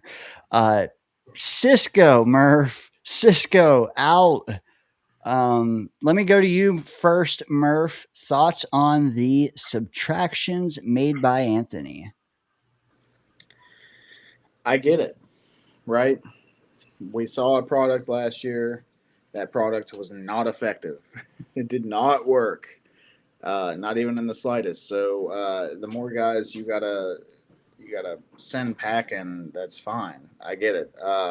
Also, I'm not deterred by not bringing guys back on cheap deals and things like that. Like, we still have the draft. We can't forget that we still have the draft, not just the draft, but the unrestricted free agents. So, there's a lot of things that can supplement this roster, but the main thing is like he's bringing in a lot of guys that, raise the floor of this defense. So I think that it works out well. Ryan, thoughts on the subtraction specifically? I'm not upset about it. The only player I'm pissed off about is Cisco because of the take I had on him earlier this year. But other than that, they need to go. They didn't do much to help this team. So Quincy Williams, I wish we had a better run with him, but it's going to cost too much money. Let him go.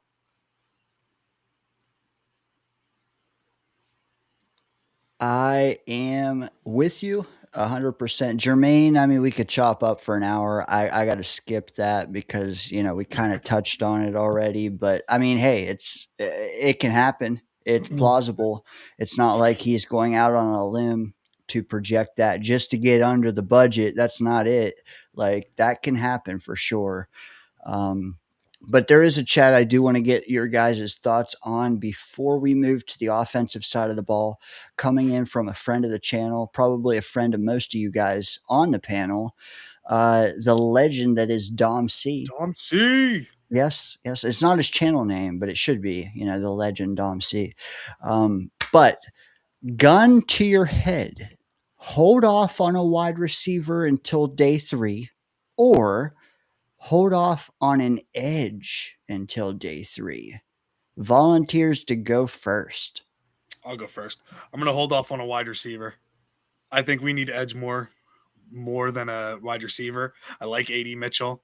I like Isaiah Williams. Garrett Wilson's going to be coming back with Mason Taylor coming back too. I'm willing to hold off on a wide receiver till later in the draft. We need edge help desperately. We need to get pressure at the opposing quarterback. That was one of our biggest weaknesses last year. So that's tough. I mean, the crazy thing about it is like the wide receiver market in free agency is just so grim, that you can get some players in, as like you saw by like my mock off season. You can get some players in the building that can play edge, to where it's not as much of a need in the draft. Um, Again, they're still going to probably end up picking an edge in round 1 and a receiver at 16 or round 2. But if you're telling me that we didn't get someone in free agency that's worth a damn, and then we also didn't draft a wide receiver until day 3, and Garrett Wilson is stuck with the likes of Mechie, Mitchell, and some guy in day 3, that's a little questionable from the front office standpoint, in my opinion. But again, we'll see how things play out. Murph, what do you think about Dom's question? And then I'll hit it. Yeah, so it's tough. That's an excellent question, Dom. I think, oh my God, both sides of the ball were a mess last year. But I think the offense was more of a mess due to the quarterback play, and the defense was a mess due to everything, you know, and you can have like subpar everything else if you have an elite pass rush. So I think that you have to value pass rush over the wide receiver, because we do have a stud receiver. Like Garrett is a stud, right? And Adonai Mitchell showed some promise. We can't put everything into the guy, but I think that it's easier for us to hold off on wide receiver until day 3 rather than edge. Also, if you're looking at, and I know Ryan, we're going to get into it, but if you're looking at the free agency, I think there's some receivers out there. I'm kind of curious if you have one of them on there or not, but we'll see as we get on into this. We may not even need a receiver by the time we come to the draft. So I'm going to go hold off on the receiver. Give me the edge. Give me the Arvell Reese. Give me the Reuben Bain, whatever you decide to do. Even Bailey. Give me the edge. Just to be clear, is everybody holding off on wide receiver? Yeah? All of you? yeah, Yeah? Yeah. Okay. Well, I Alright. kind of said lean towards receiver. If you had a gun to my head, again, I think the free agency market, you can always, there's more out there on the edge market in free agency. You can, if you were really gonna say I gotta go one or the other, get some edge help in free agency and then address wide receiver in the draft. I don't know. I think it's very, again, it's going to be first round edge, and it's going to be a second round wide receiver or pick 16 wide receiver if one of those guys is there. But I just can't see the Jets just ignoring wide receiver. It's a tough look. Tough, man. You know, I'm gonna try to spin this another way for Dom because make it interesting. I'm gonna say hold off on edge until day 3, in hopes that that'll net us Caleb Downs. I'm not gonna lie, because if we're sitting at 2, we're taking an edge. But if we're holding off on an edge until day 3, I think that means we slid. Or we reached, and I don't picture Muji to be a reacher. I'm telling you right now, if you hold off on edge, what you're seeing in a first round for the New York Jets is probably Carnell Tate at 2 and then a Ty Simpson at 16. If it's a 2, that's what I'm thinking. Like, you go receiver right off the bat. You either get Carnell Tate, who I think is the best one. Could Mekhi Lemon go there? I don't think so. Tyson scares me because of the injuries. Yeah. But he's definitely got concerns there. But like, here's the thing: like, we have 3 first rounders next year, and we have 2 defensive end first rounders now. So like, Do we have to take a defensive end at 2? No. If it's the right pick, sure, but like we don't need defensive end today. We need a defensive end next year when one of these guys walk. Or, hey, if you're going to just trade him, then yes. If you're going to trade him like someone on this panel, then we're going to need a defensive end. I'm just kidding. But like, gun to my head, honestly, wide receiver, I'm like, whatever. Show me the passer that can pass to multiple wide receivers, and then I'll tell you if we need a second one. you know, defensive end is a premium need, but at the same time, man, Caleb Downs. I just wish there was a way we could take him and Sonny Styles and call it a day. But apparently we can't because we draft too high with one of our picks and too low with the other one. Like, it's bullshit, man. Like, just find a way, man. Give me Downs and Styles. I'm a happy man. Dom, I hope that you want Downs and Sadiq. That's all you want. well, yeah, that's a good yes. Sadiq for the win. We could even trade Mason for all I care. All right, before I get canceled, let's move on. Can't speak Mason Taylor blasphemy any longer. Ryan, man, the onus is on you now. Here So you go, I did brother. I did a lot different with the offense. I tried to get back some of our own players in this one to rebuild, and then took some shots out in free agency. So the first one I'm going to try to bring back, I think we need a solid number 2 quarterback. I don't want to see Brady Cook back in there. Bailey Zappi's cool, but as a QB3 possibly. I'm bringing back Tyrod. He wants to come back. Bringing him back for one more year, $2 million. I'm not worried about it. He said he wants to come back.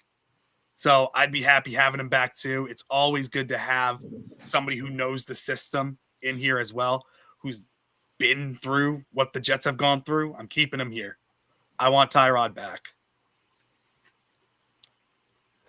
Now, you're up front, you're not stating where on the depth chart Tyrod will reside, right? You're just Right. saying in a vacuum, he's worth retaining. Yes. Okay, guys, panel, what do you say when it comes to Tyrod, who made like what 6 or 8 million this year, coming back for a mere 2? Anthony, Murph, thoughts on that? First, Murph, you want me to take it? Go Say ahead. that one more time. Yeah. No, I was say so with Tyrod Taylor. I mean, right now the Jets, their situation, they got no quarterbacks. I mean, they got technically Justin Fields still under contract, but we all know that's heading its way out. I mean, they gotta have some people in the building, someone who can do something. We all know Tyrod's situation. When he's out there, it's very limited. He's going to get injured. But it's a very friendly contract, $2 million, even if he plays one game and has the same fate he had last year. I don't think anyone's losing sleep over the $2 million contract. When he's out there, he's serviceable, he can do his job. This is a fair move. Yeah, it's hard for me to say whether I like the move or not until I know what the rest of everything else looks like. Do you draft a guy? Do you sign another guy? Or there's a lot of things that go into it. On a base scale, when you have nobody, yeah, Tyrod sounds all right. I mean, I'm going to preface this too. I don't think a lot of people are going to like what I've done with the offense. There's a lot of guys out there that people not much to do. My tongue is bleeding. Screaming for the name of and so on and so forth. I don't know that Tyrod is much worse than a lot of those guys. Like, take Mac Jones away from Kyle Shanahan. Is Tyrod that much worse than him? I'm just saying. So yeah, I don't hate the move. It's cheap money. I don't see it happening. I feel like Tyrod's going to want to try something new. But we'll see how it goes. I don't hate the move. Tyrod is who he is at this point. He's a decent backup quarterback and with an injury history. So fashionista. That as well.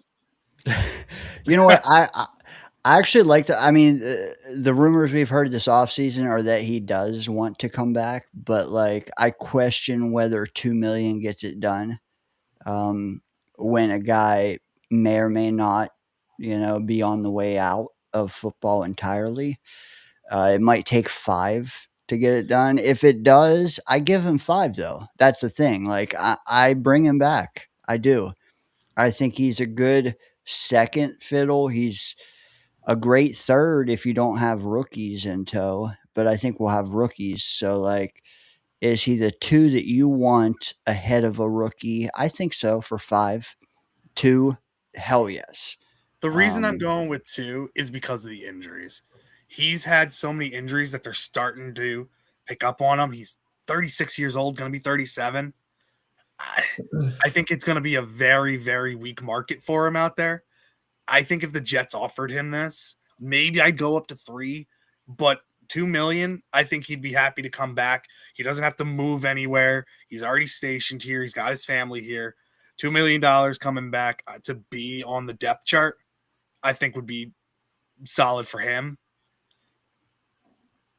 I'm with it. I am with it. I don't think if it's really for 2, I don't think you'll have many people arguing that.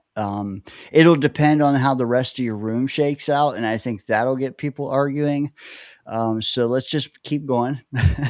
Yeah, Number 2, Ryan. I got Go Andrew ahead. Beck. I'm bringing him back. I thought he was a solid fullback. Could be an option as a tight end option too. He's only 29 years old. Giving him 1 year, $2 million. He made like 1 million plus last year. Give him an extension. Bring him back. Great locker room guy. I'm keeping him on board. Muji's first signing as our GM. I think he had a solid year. I'm bringing him back.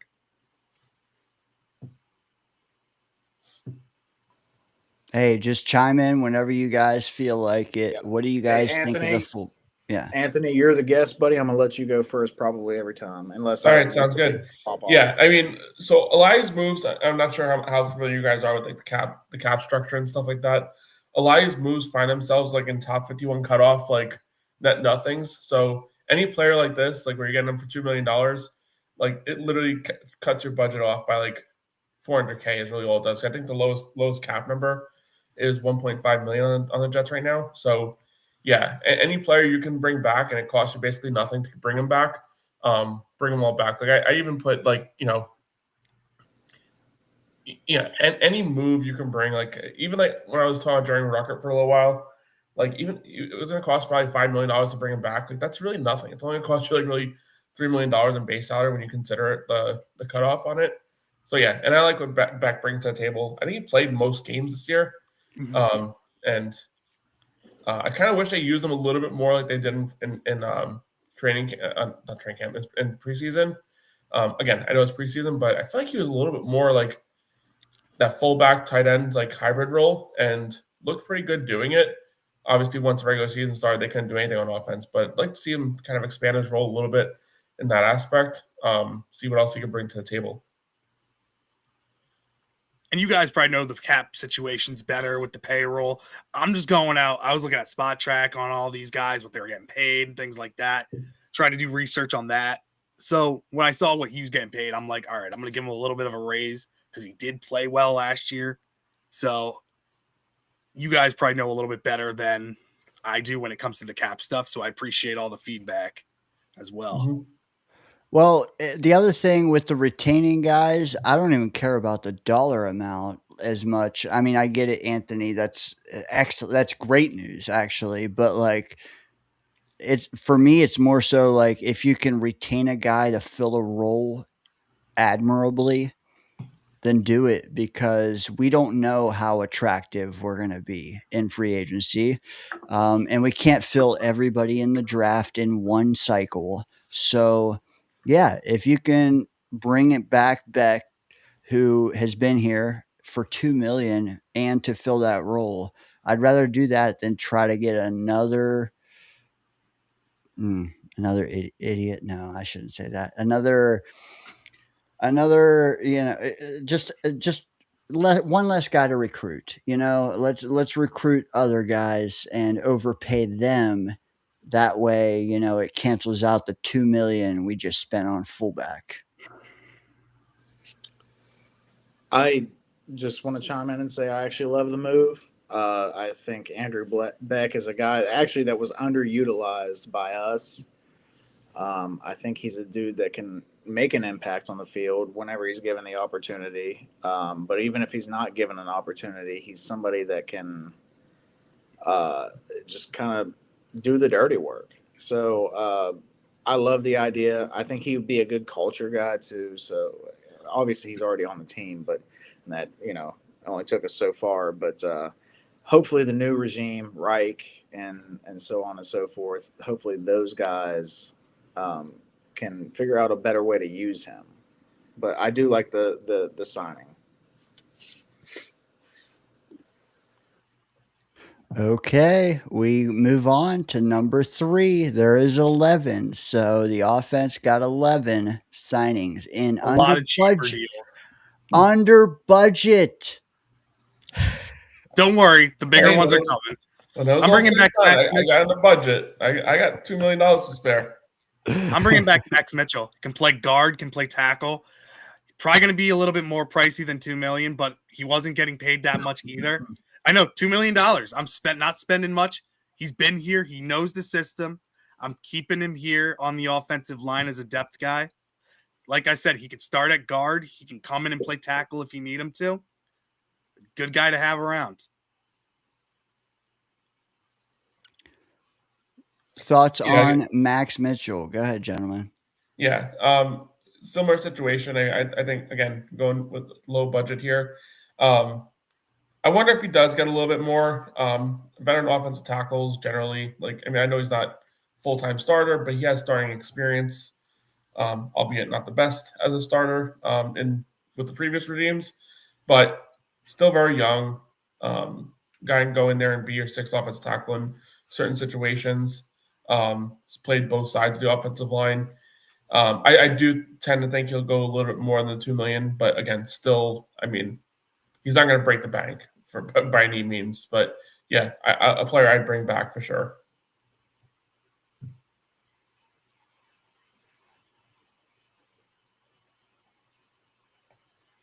Anthony, you got any thoughts on that, buddy?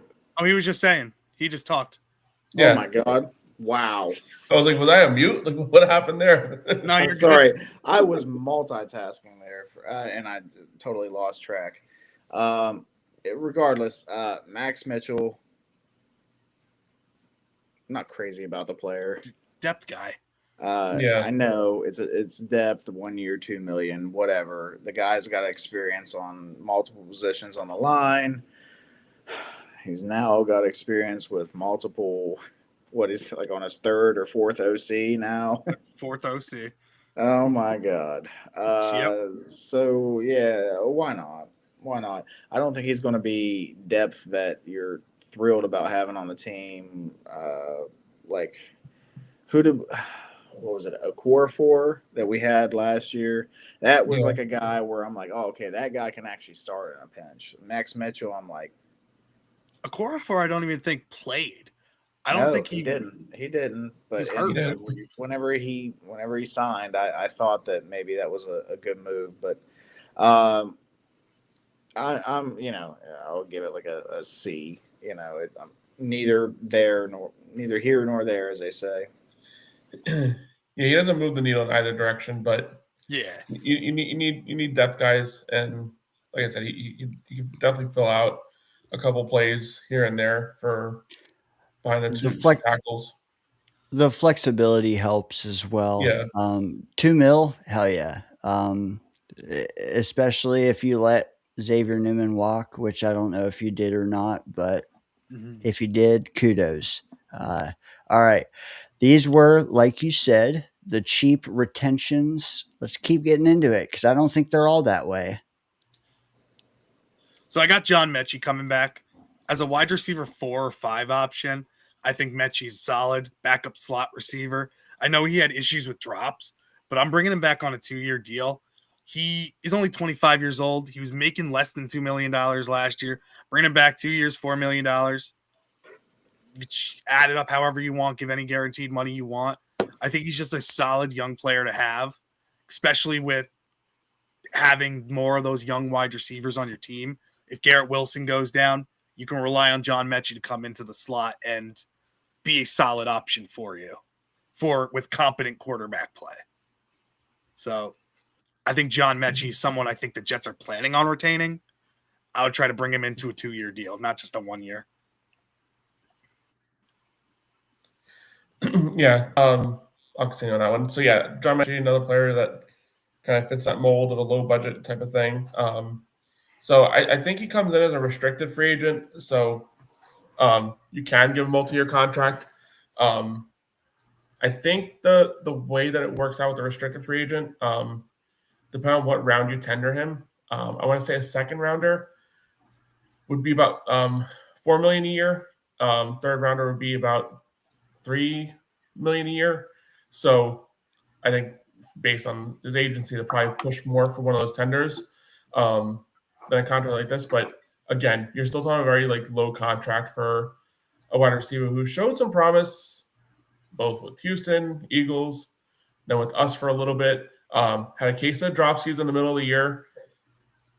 Little alarming there. But I like what Mechie brought to the table in a small window of plays when he was going with Adonai Mitchell on the other side of the ball. Like seeing kind of continue. Maybe the three of these guys get on the field with Garrett Wilson. It's something better to watch. But yeah, I'm big on keeping Mechie around the building. I'm going to second that. I do like John Mechie.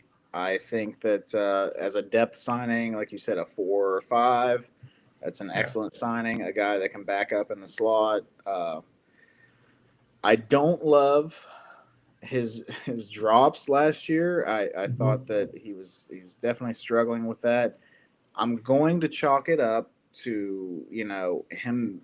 I mean, dude, he had the cancer, right? And he was out of the league, and then he came. Well, he wasn't out of the league, but he came back. He's trying to work his way back in. He gets bounced over the Eagles, and then he, not really getting much time. He finally got thrown into basically a starting position with Garrett out, and I think he was like, oh, wow, it was a lot at first for him. And I'm going to chalk it up to just holy shit, let me knock the rust off and get back to doing what I do. I think he showed that he has potential. He needs to clean up those drops, and he could be a fine wide receiver 4 or 5. Mm-hmm. We got to fetch the Mech. All right, moving along. Number 5. John Simpson, continuity on the offensive line. You got to keep the continuity. I know AVT, but the injuries are a major concern. I know John Simpson didn't have the best season last year, but he plays. So I'm keeping him at left guard. I'm bringing him back 2 years, $12 million, $6 million annually. I think that could get it done. He's also said that he wants to come back with the Jets. I think with better quarterback play, getting the ball out quicker, the penalties will go down like they did when Aaron Rodgers was our quarterback here. So I think Simpson is somebody that the Jets are going to prioritize on the offensive line and try to bring back.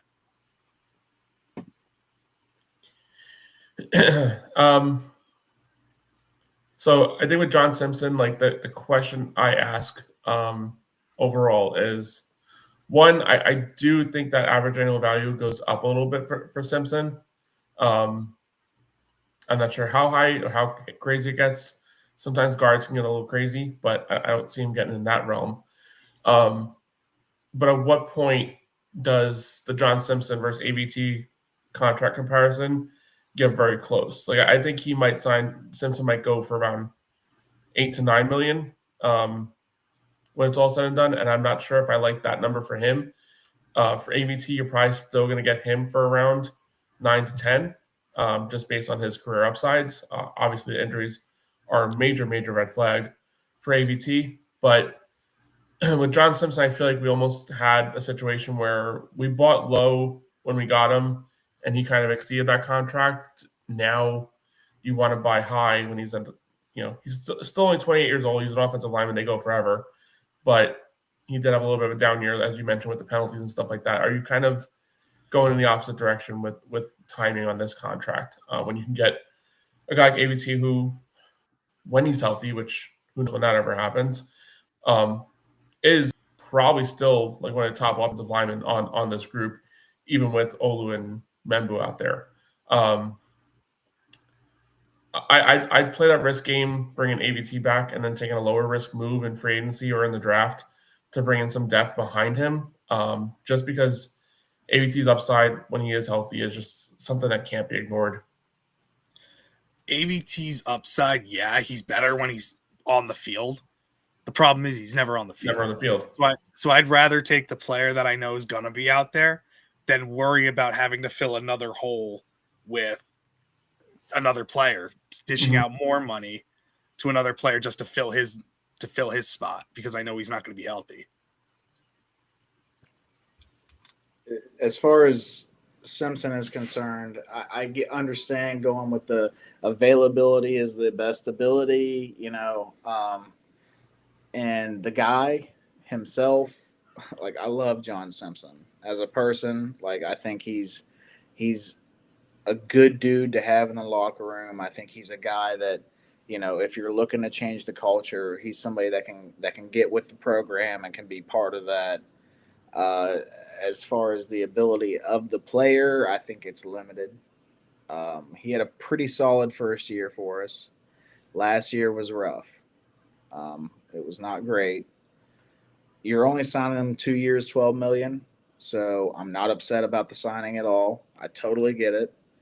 But just know that if you sign John Simpson, he very well could be the weak point on our offense, But I can live with that because there's a lot of teams where the second best offensive lineman is John Simpson, Yeah. So I can live with that. So I don't want to act like I want to sit here like I'm dogging your signing here. I want to point out everything to do with it. I want to give you some devil's advocate here and there, but I do like the signing. I'm not upset with that. Bring him back. No.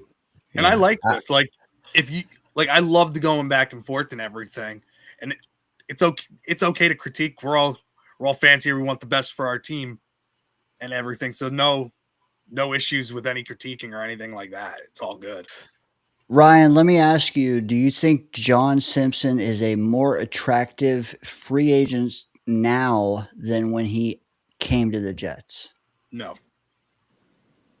He I was think better no, than, because he's coming from the Ravens, who had a solid offensive line at the time. I think there was a ton of upside with him. I think we've seen his ceiling at this point. Great run blocker, not the best pass blocker. The penalties can worry you a little bit, but he's consistent. He's not below average. He's not above average. He's at an average left guard. And like Murph just said, if he's the weak point of your offensive line, hell, I'll take that because he's a solid left guard and a great leader too. good answer, because I asked you that because the contract we gave him when he came, do you know what that was? I don't remember it off the top of my head. Was it 3 years, 18 million? It was 2 for 12. Really? Exactly. Yes, exactly what you forecast again.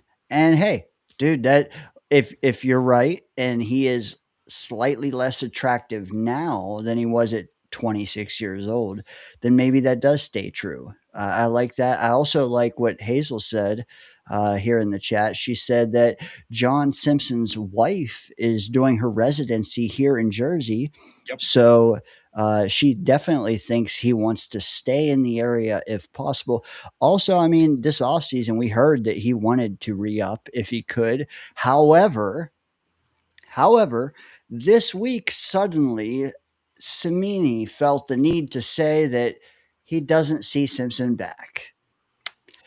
He doesn't. He sees AVT being the more likely retention. Now, the only thing I would caution people is that when you see a reporter, a beat reporter, especially on a podcast, are they reporting? Are they forming an opinion based on what they've heard? Or are they dot connecting like all of us? Because a lot of times they don't tell you and it's half and half, and you got to pick through the weeds to figure out what the hell they mean.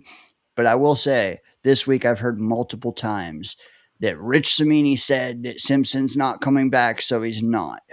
And I would just like to caution people, do you really want to trust Rich Cimini and what he felt like saying on a podcast? I don't know. I'm just saying Simpson to me is still as likely of an option for us as he was 2 weeks ago. And I do like him coming back. He might command more than 6 AAV. I don't know though. I don't know. Maybe it's 2 for 20 and it's 7 and then 13 and we just cut him next year. I don't know, So I'm down with this. This is plausible and I think it's likely. Anything to add before I move on? Hey, also the guy's like in the prime of his career, right? So that's something to think about. Like he's got enough experience to know better, and he still has enough in his body to be able to do better, right? So if you're looking at a timeline like 28, yeah, that's an excellent time to sign anybody. But yeah, so Agreed. No, I agree. Sharon chiming in from the Jets ward. They have straight jackets over there in the ward, I believe. Yes, they do. So hopefully she was able to type a little bit, but she said she likes Simpson. She does not like Cimini. I love Sharon. She's always one of the first ones to like my videos and shorts and everything. She does great. Always fun. Always great. She's awesome. She is, and she is speaking facts, I will say. Also, guys, if you're tuned in thus far, there's 32 of you here live on YouTube, probably others on Twitter, 7 over in the Jets ward, 25 here. Spike the like button, both channels. Just know that we're about to tear the lid off this thing because we got some juicy signings coming up, folks. So stick around. Currently our QB1 is Tyrod Taylor. Okay. Hell yeah. Do you think that's going to hold true? Well, you're going to have to buckle up. Buckle up. All right, let's go. One more here, Ryan. It's all you, brother. Breece Hall's coming back. I'm not franchise tagging him. He's coming back. I'm giving him a 3-year deal, $32 million, $10.6 million average a year.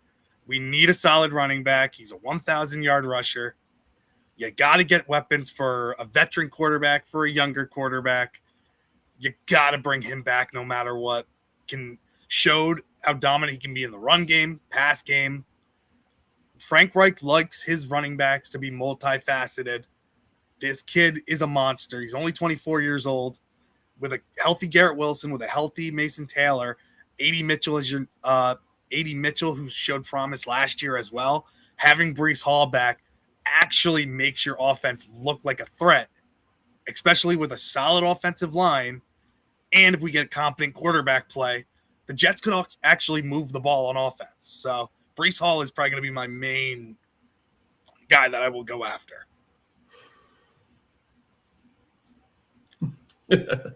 I'll start, Dane. Yeah. I see you grimacing back there. So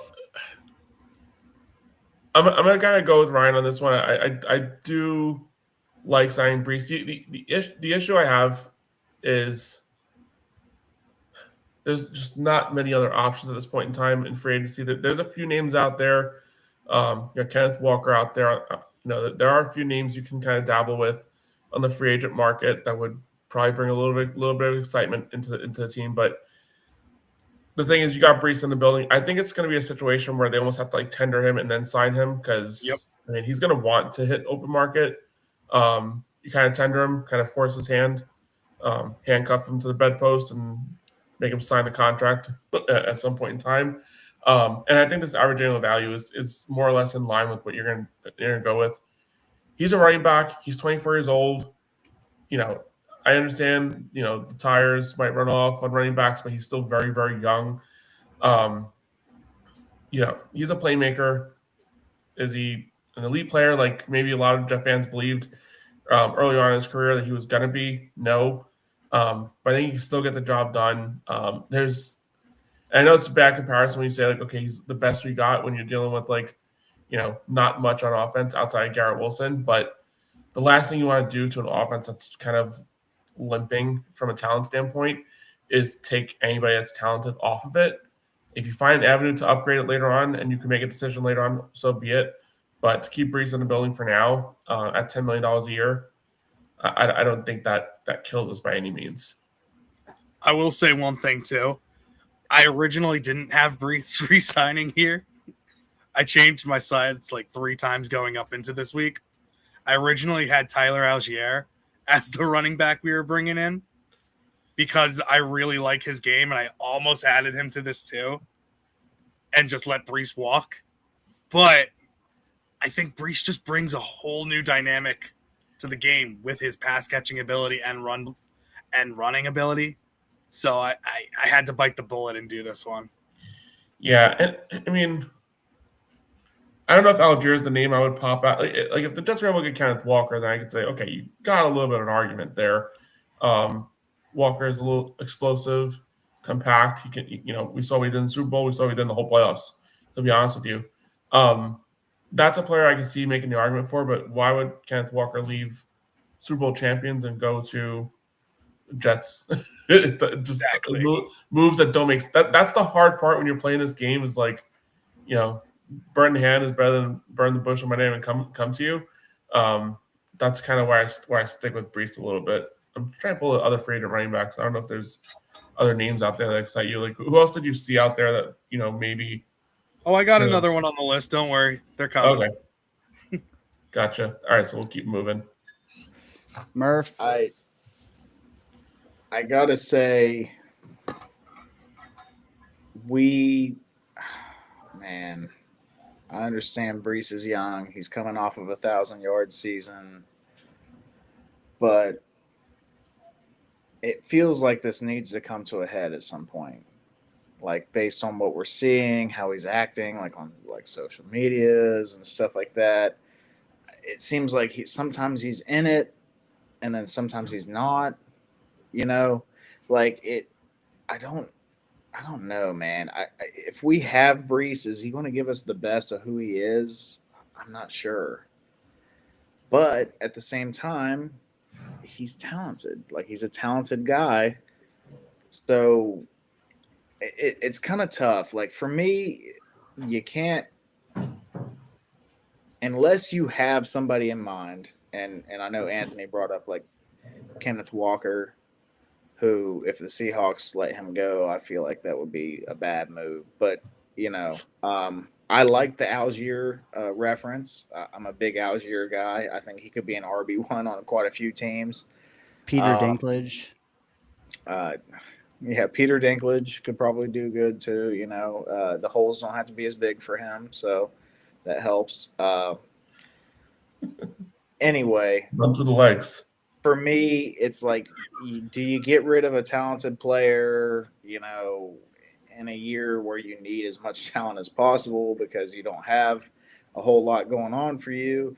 Do you draft a rookie quarterback? If you have a rookie quarterback, do you want to have a rookie running back as well? Do you want? There's a lot of things to keep in mind here. For me, I like the idea of potentially of bringing Brees back, but I'm more in line with let's just tag him. One more year, and you can move on, Brees, and we can move on. Like just give me the best you got one more year, and let's move on from there. But I understand the thought process of bringing Brees back, so I don't hate it. But I'm more in line with like let's just tag him. Let's just get one more year out of him, and then move on. What about tag and trade, Murph? You're probably not going to get anything for him. Nothing notable. Fifth, fourth. I'd want more than that. I would want at least a third. I mean, if you tag him, I'm not that's saying I'm not saying he's getting a third. I'm just saying like I would want that much for him. I'm just saying if you tag him, it means you can't negotiate probably, or he wants out. And then what do you take? You're taking pennies, right? Or you're using him for a year and letting him walk, But my right? thing is like I'm tagging him to use him. I'm not tagging him to trade him. Like in my mind, let's tag him. Let's use him one more year. Say, Brees, this is your audition. Okay, I know you don't want to be with us anymore, but we do have a good offensive line, and this is a prime opportunity for an audition. Let's get another 1,000 yard season. Matter of fact, give me a 1,200 or 1,300 yard season. You know, with some pass catching in there, we all know that he has the ability to do that. Give me another 350 and receiving yards, and some team is going to give you a solid contract next year, and you can move on from us. You don't have to deal with the losing anymore. We'll move on for you and try to build our culture. Yeah. The figures here are I find interesting because like I said it like 2 months ago. I was like 3 for 30, 3 for 33. I would be down. Oh, Murph, you killing me, man. Uh, all right, there we go. 3 for 30, 3 for 33 sounded amazing. Oh my God. Jesus, this guy. This guy. I meant There to we go. click the mute and I clicked the camera button instead. That's my You my, do it. my You do mistake. it again. I swear to God. Fair enough. No, I, I'm not crapping all over this because 10.6 AAV, not bad. And honestly, that keeps him here long enough to get the ROI out of him. 10.6 this year, I don't think is worth it. 12 million transition tag, not worth it, man. We don't have anything set up.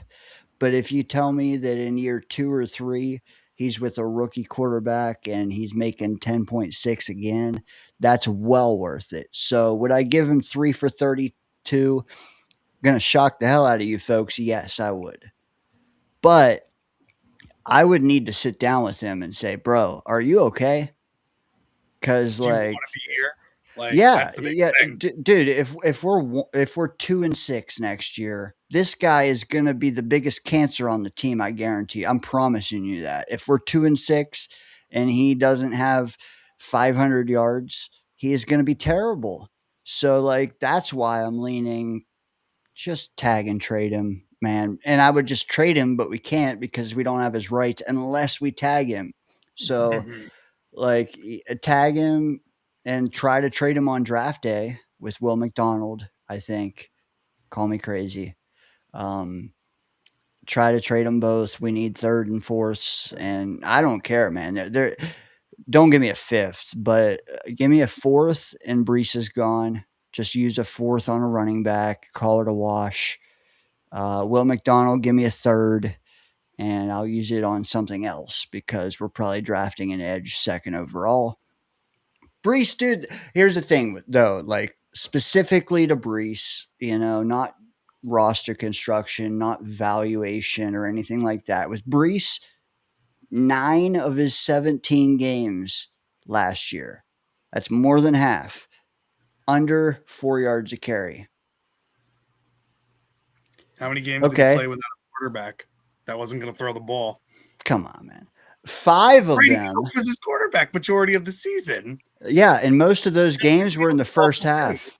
Most of those were in the first half. 5 of them under 3 yards a carry. So, like, if you look at his yards per carry, it was like a heart monitor, man. It was up, down, Mhm. up, down. Like, I would rather you just give me 4 every week than give me 7, 2, 6, 3, 7, 2. Like, and that's what his season looked like. And that's what it has looked like since his injury. Um, he finally hit a home run, but it was down Main Street that anyone could have walked in. Like, I would love to see him hit a home run where he really earns it, and I would get off this soapbox. But like, It's 10.6 is fair. 10.6 is fair. It's below Aaron Jones. It's below a ton of guys. It would make him probably 14th or 15th highest, maybe after free agency, even lower than that. Good, good. it's tough with him. He's such a polarizing player that it's like you don't know what you're going to get with him every week. And I agree with you. It's tough to see stuff like that with it from him.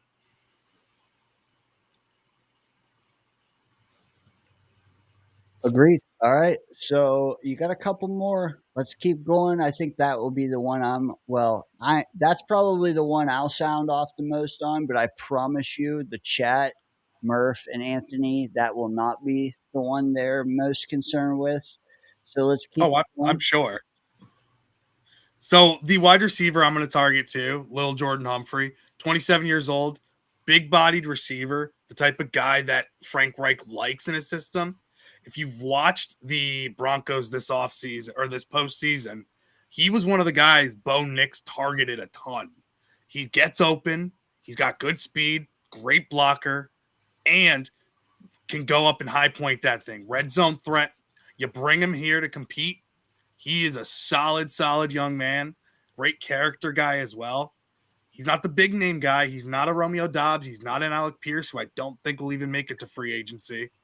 He's big bodied guy like Frank Reich likes, though, and a smart guy who will block his ass off. So I'm bringing him in 2 years, $4 million. See what he can do. Yeah. Low cost move overall. Again, like these kind of signings. I almost wonder if like he's kind of followed Sean Payton where Sean Payton has gone from the Saints now to Denver. I almost wonder if at a contract value of this low, is that even where he would stick around Denver? But the Jets need a bigger body. I know Adonai Mitchell kind of fills that big body role, whatever, but you still need another big body down there to kind of be your red zone target. Lil Jordan makes plays, especially in the red zone area, down the field too. You can stretch it up a little bit. But yeah, I just wonder if at contract value like that, like this kind of hits like where I was talking about earlier. It's like, are the Jets gonna have to pay a premium tax like on a lot of these free agents, like where like a 2 for $4 million really turns into like 2 for $6 million, or a 3 for $32 million really turns into like a either 4 for you got to throw an extra year on there, or you got to throw an extra few million on top of the normal number. But again, going with the signing, I do like bringing a guy like this, kind of be like your additional threat in this receiving group, give it a little bit of a different flavor than what the other guys bring. So I remember when this guy was coming out of, I think it was Texas, and I was like, what a name. But yeah, Lil Jordan Humphrey. I love that you did this, Ryan. Not because I am in love with the player or anything like that, but just because you pointed out a key thing that is something that I read up on too, is Reich likes his big-bodied receivers. So this fits that mold. This is depth, right? And it fits that mold. I would not be surprised at all if we went after, Lil Jordan Humphrey or somebody of a similar mold. And I wouldn't hate the idea of it. I think that the guy I've seen. It's funny because like he went into the NFL and then it felt like he kind of disappeared. Because I had my eye on him because I thought he was pretty solid with Texas. And, then he surfaces with the Broncos, and he's not necessarily like their go-to guy by any means. But, like, it just seemed like sometimes in big moments, he was the dude that was coming down with it. And I don't hate that at all. Like, I like a guy that makes the play in the big moment, and a guy that shows up and in the playoffs and so on and so forth. So yeah, I'm all about this, man. 2 years, $4 million. That ain't that's nothing, and that fits Reich's mold, and hopefully gives whoever our quarterback is, whether it's Tyrod Taylor or whoever else. Hopefully gives them a big-bodied receiver to throw it to, because Mechie is not that. So Right. I'm all about it, man. What do you guys think of this? We have so much cap space. Spend the money on a red zone demon like Dobbs, Boss Girl says. Shouldn't another great receiver be a priority? He's a nice compromise between Pickens and Pierce and this Lil guy. What do you think to that? I have another receiving option coming up that's I think going to fit a lot of that too. So I'm Okay. excited to see. Wait till the end. Buckle up, Boss Girl. Okay, I like it. All right, moving along. By the way, Lil Jordan is who I had to sub in when Troy Franklin went down. Quack quack. Um, didn't that mean much, but 6'4", two and a quarter. I'll take it. All right, next up. Kenny Gainwell, Ooh, change of pace back. Only 26. I think he comes in, bring him on third down. You can have him and Brees Hall in the backfield. Have him do a wheel route. He's quick. He's shifty. Can do a lot of different things out of the backfield. Smart player as well. Bringing him in. He's only 5'9", 200 pounds. I'm signing him 1 year, $1.5 million. Maybe it'll cost a little bit more than that, but he's a solid depth piece and something we don't have. He's not a power guy like Braylon, like Isaiah Davis, but he's that shifty running back that we don't really have. And with Frank Reich too, he likes to use running back by committees with a lot of these different guys. So having him and Brees as that 1-2 punch type of thing with Braylon Allen coming in with the Thunder or Isaiah Davis doing that, it's a lot of combos that we could have at them. Smart player too, good locker room guy.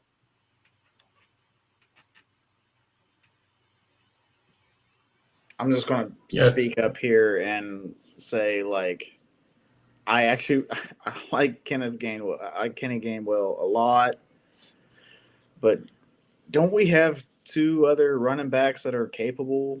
Are you talking about like that type of role with Kenneth Gainwell? I feel like Isaiah Davis can fill that role. You need a short yardage back. You got Braylon Allen. Like, I just think that we have what we need in depth at running back. So I don't see the need for Gainwell. As much as I like him as a player, I'm not going to be upset if we sign him, especially one and for a half. $1.5 Yeah, million. Yeah, why yeah. not? But at the same time, it's like, like there's only so many touches going around. That's just my little devil's advocate there. Say I it. like the player. I'm not upset with the signing, especially at that type of deal. But Murph, I need you to say it. Say, let Isaiah Davis cook. let Isaiah Davis cook. Yes. You're welcome, Dan. You're welcome. Or get cooked. Oh shit! Okay, cut the clip, guys. And I gotta Anthony, sign what do off you after think? that one. Gotta go. Yeah. Yeah, I was kind of going to trend in that same direction because, I mean, I'm not as high on Braylon Allen as maybe some are. Like, I feel like he was brought in to be that short yardage guy and just hasn't kind of filled that role in the short yardage situations he's been put into. But yeah, like Kenneth Gainwell kind of matches what Isaiah Davis does it better.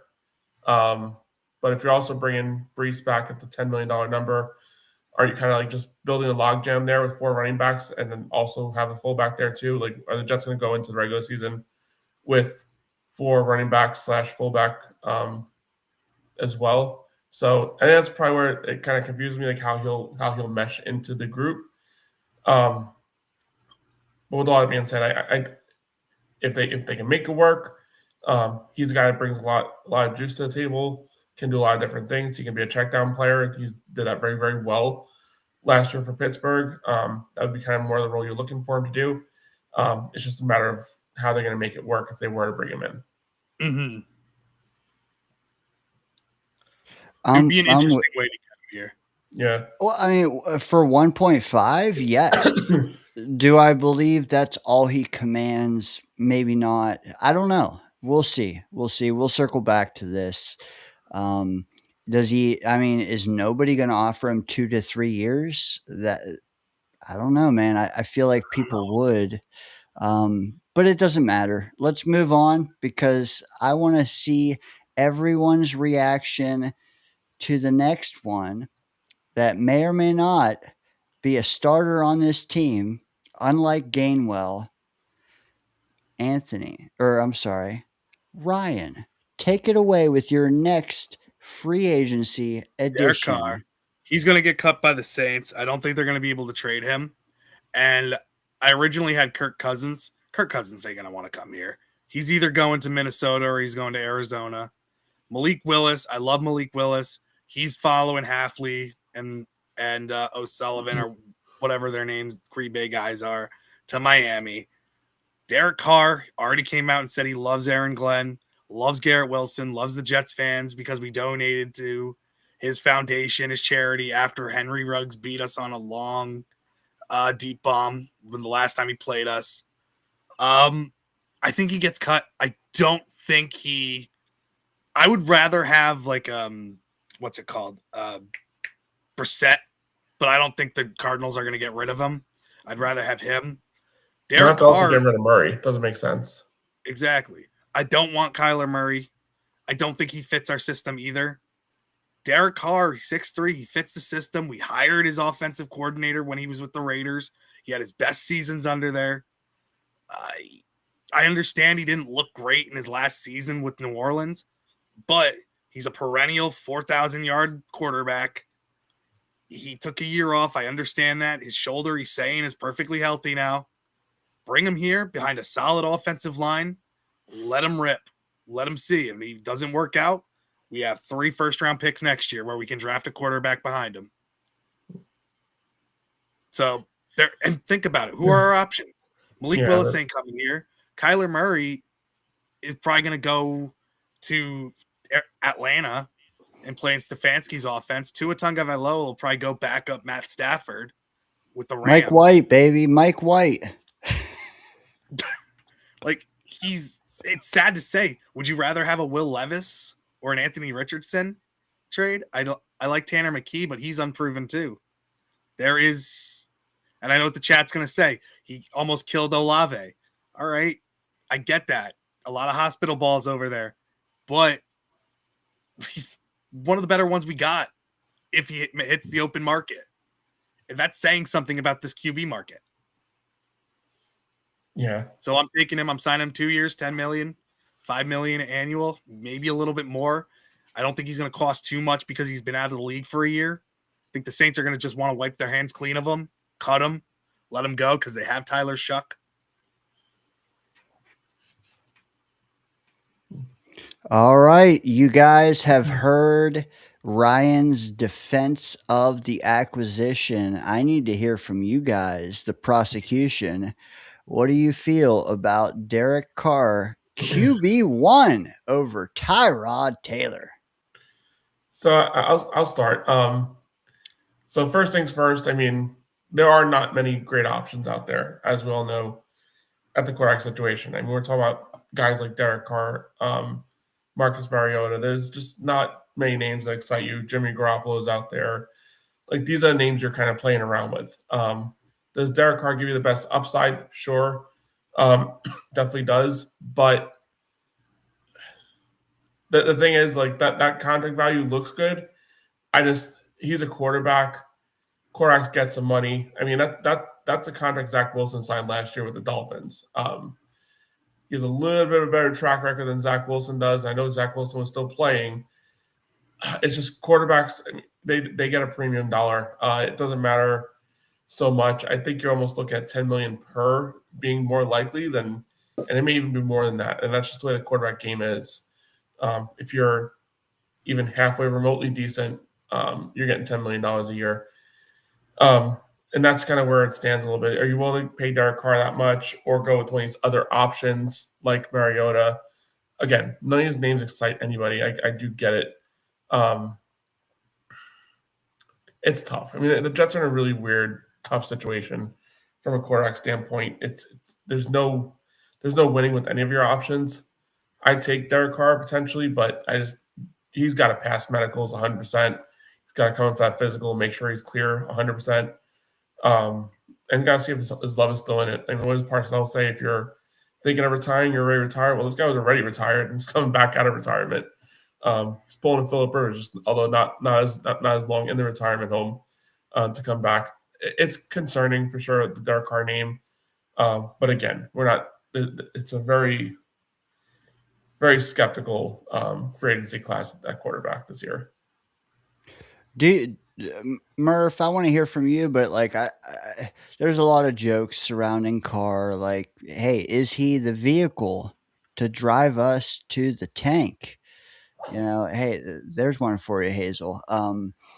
But like, is there really a difference? Like Anthony's saying, like it's a weird off season. We could, hey, big fella says it's going to be Will Levis. I've been saying, hey, it's going to be Easton Stick. Like, is there a difference, man? Murph, hit it first. Is there a difference? And what do you think about Carr being acquired by the Jets? I'm assuming in not a trade, just a cut, like Ryan said, a cut and a sign. So, if you look at your options this year, is there a better guy? Like, is there a guy with a better track record than Derek Carr to come to the Jets? Um, I don't think so. I mean, maybe you could argue Kyler Murray, but I don't even know that he's had a better career than Derek Carr has. Um, I know things didn't work out well at the Saints. Uh, he had, some injury. He retired. Coming back, I don't love bringing a player in that took a year off. I really don't. But at the same time, like, this is a dude that you're not super committed to. If you bring him in, he's 34. Maybe he just wants to have like a last hoorah and give it another shot. You know, this isn't the year we're going for the Super Bowl, guys. So I'm not that upset about it. I always did kind of like Carr, um, but I definitely understand people that are upset or concerned about how things would work if he was here. I just don't like. Okay, maybe Malik Willis would turn out better. Maybe, but how much better? Is it enough to make that big of a difference? Like, is it enough to where we're like, oh, Malik is that guy? Probably not, guys. Probably not. I don't think there's a player out there that we're gonna like sign to the Jets, and all of a sudden, boom, we have our franchise quarterback. It's not out there, unless you're trading for a Joe Burrow. There's not a guy out there. So right now we're looking at our franchise quarterback is in 2027. You can say you're March for Arch, or if you want Dante Moore, whatever it may be. That's likely where that's the pool we're digging out of to get our franchise quarterback. As of right now, Derek Carr is as good as any. I prefer maybe the Kirk Cousins market. Just strictly just because Derek Carr took that year off, that always worries me. We've seen that many times with guys that take a year off, they come back and they're just booty cheeks, plain and simple. So, uh, but a flyer when you have Tyrod as a backup, why not? It doesn't hurt my feelings any, especially for that type of money right there. Yeah, I'm okay with it. And the biggest thing is too, like, for those getting upset, no matter which quarterback we sign, people are going to get pissed off at. We could trade for a Joe Burrow and people would be pissed off at it. We could sign a Malik Willis and there'd be people pissed off about it because he hasn't proven anything. There's so many options. Derek Carr has the best resume out of most of these guys, like you said, Murph. And yeah, you guys? we're not expecting him to take us to a Super Bowl right away. But on a 2-year deal to be a bridge guy, who he's also a great locker room guy, he will be able to mentor a young quarterback, whether we take one in the draft or take one the year after. The system fits his play style too. So it's like, at least we'd be able to see a competent offense possibly. Now, see the key. Good. Oh, you're good. I was finished. I was just going to say the key with this though is like at least we can hang our hat on everyone being pissed at you instead of us. I I'm just kidding. he's getting a lot of flack there, but I gotta be do honest, wanna- like Ryan, I got the easy job fixing the defense. Fixing the offense is a nightmare. Dude, no matter Yeah. what GM we've had for No years, matter they what you do, garbage He offense. chose the offense. no matter what I you, chose the there's offense no because I magic knew- recipe. There's I no GM that we've had in years has been able to fix this disaster of an offense. So one of these days, right? Oh my God. I do It's want gonna to be point movie. out the big fella threw in a super chat, $2. What's up, big fella? Nice to see you, buddy. He said, "Why would Carr unretire to play for us? Seriously." And I'm just gonna throw out my little rebuttal, and then you guys can join in or dispute. How many options does he have? If he still wants to play ball, how many options does he have? Right. That's just my rebuttal. What do you guys think? Well, let me chime in on this. Like, who lets a quarterback retire and then they don't just like get him off their books and off their list not long after? It's weird that they kept his rights. I don't know the full backstory there.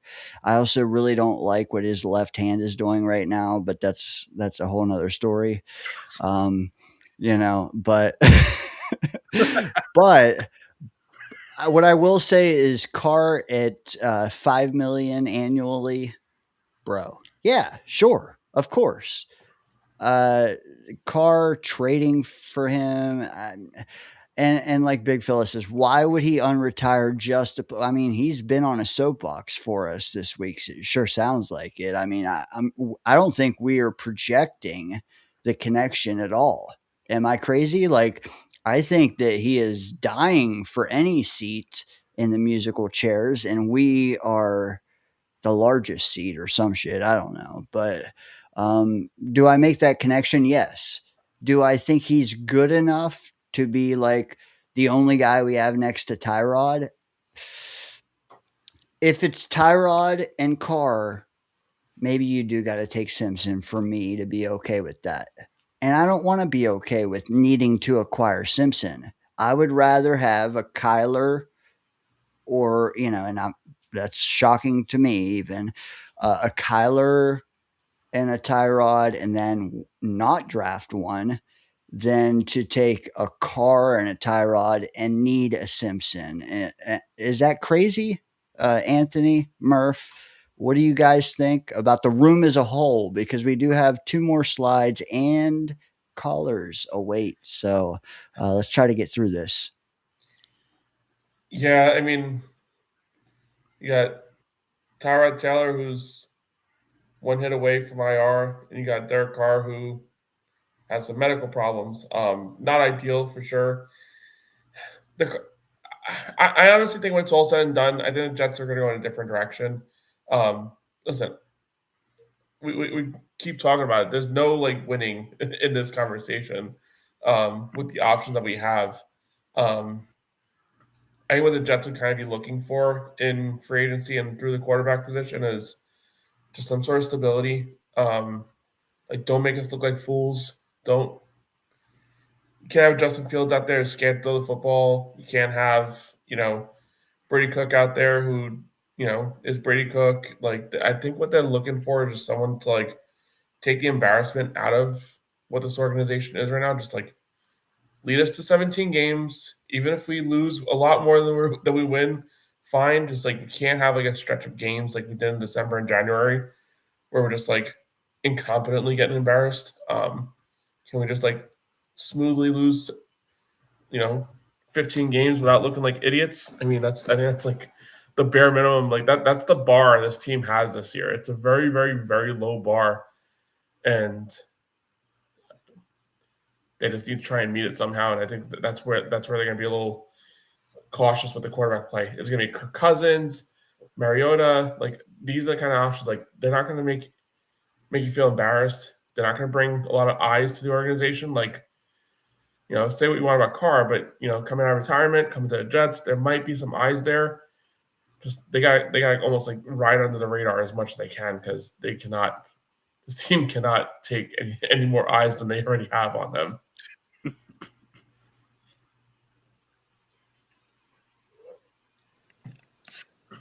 As far as the overall room, it's not like super inspiring, but you have some experience in there, and you're just looking towards next year for the quarterback room. You're just hoping that these guys can hold the fort down. It's called a bridge quarterback for a reason. It gets you over the bridge, over the river, to the next season, right?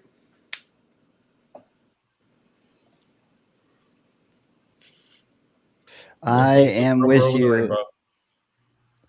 Let's move on because we are getting a little long in the tooth. Derek Carr, though. All right. Well, I've driven cars older than him, so let's go. All right. Ooh. I know we're not going to get Linderbaum. I think he's going to go to the Giants, so I'm going to take the next best center on the market. I'm going Cade Mays. I'm bringing him in to compete with Myers. I think Cade Mays, once he moved to center in Carolina, can play guard, can play center. He was one of the more underrated centers in the game last year. Really stabilized that Carolina Panthers offensive line. He's only 26 years old. Bringing him in 3 years, $39 million, $13 million guaranteed, or $13 million annual. I think he's a really solid run blocker, pass blocker, overall leader on the offensive line as well. Bringing him in, compete with Myers. And if you have Myers as your backup, who can also play guard as well, if you need him to, or you can do what we did to Tippmann, bounce him over to left guard just in case John Simpson gets hurt, or if a Tippmann gets hurt, you got a solid backup center who can start in Josh Myers, or you have a legit number one center in Cade Mays to start. I like it. I think at some point in time, the Jets are going to address center and or guard in addition to whoever they bring back.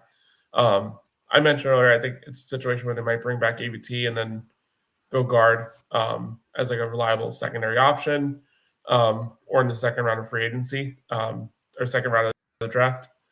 But at some point in time as well, they need to address center long term. You can address on free agency like you did here with a proven player, or you can go somewhere in like round 2, round 3 with a guy like Connor Liu. I like more the proven aspect of it. If there's something they can pull off, bring in a center with some experience at a reasonable contract for an interior offensive lineman, considering the numbers that are getting thrown out there the last few years. I'm all for bringing some powers offensive line. Keep expanding on the strength of this team as far as the offense side of the ball is, and keep building that offensive line. Does a 6'6" center shy you guys away at all? No. Tippmann was a big center, and he played solidly. So having more mass on that offensive line, I'm happy with. More strength, more size. Does the Myers extension shy you off at all about upgrading at the center position? Mm-hmm. No, because he signed to low-end starter center money. And honestly, there's still talk about getting another guy in. The Linderbaum talk. I think Linderbaum's going to go up much more. So I'm going to go the cheaper route with a center who I think is still legit and solid. Bringing Cade Mays, instant upgrade over Myers. And then you have great depth just in case something happens to one of your offensive linemen. I like it because we still have not notably seen AVT here with his flexibility. So we'll see how that pans out. Murph, I want to ask you, what do you think of Ryan's maybe his highest priced acquisition? I understand the position because Myers, he's not it. I mean, as a depth piece, great. As a backup, whatever, that's fine. He's solid, very solid. But you don't want that being your starting center if you can help it.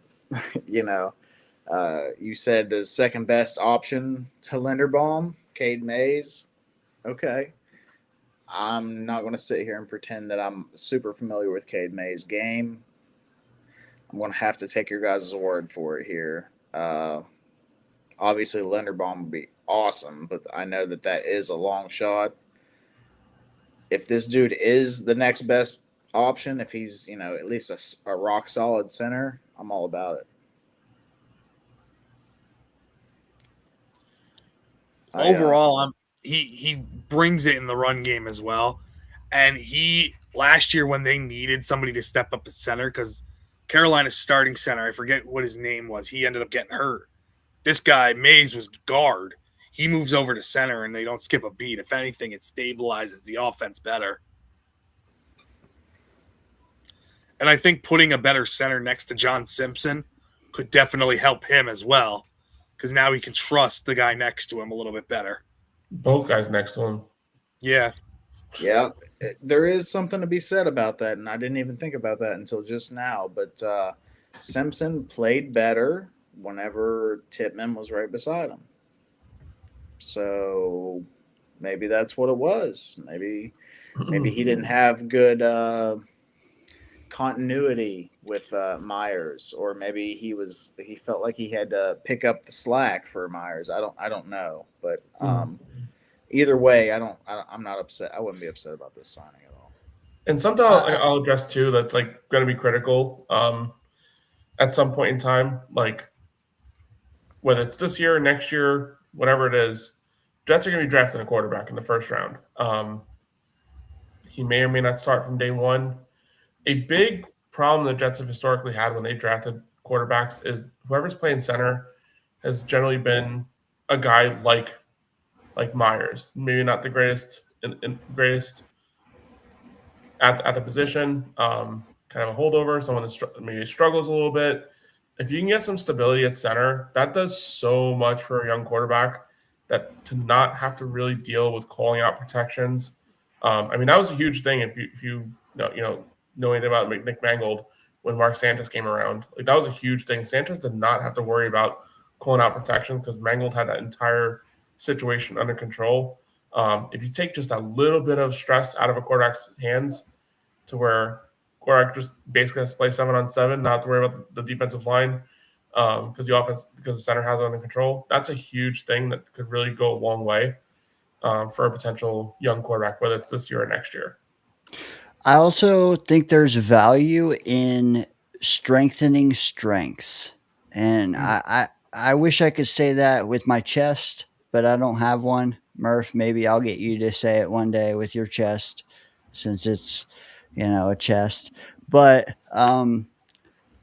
like, and what, jokes aside, like, special teams and O line, we shouldn't just neglect. And I do feel like most people, when they do these mocks, are neglecting those spots because we're good there.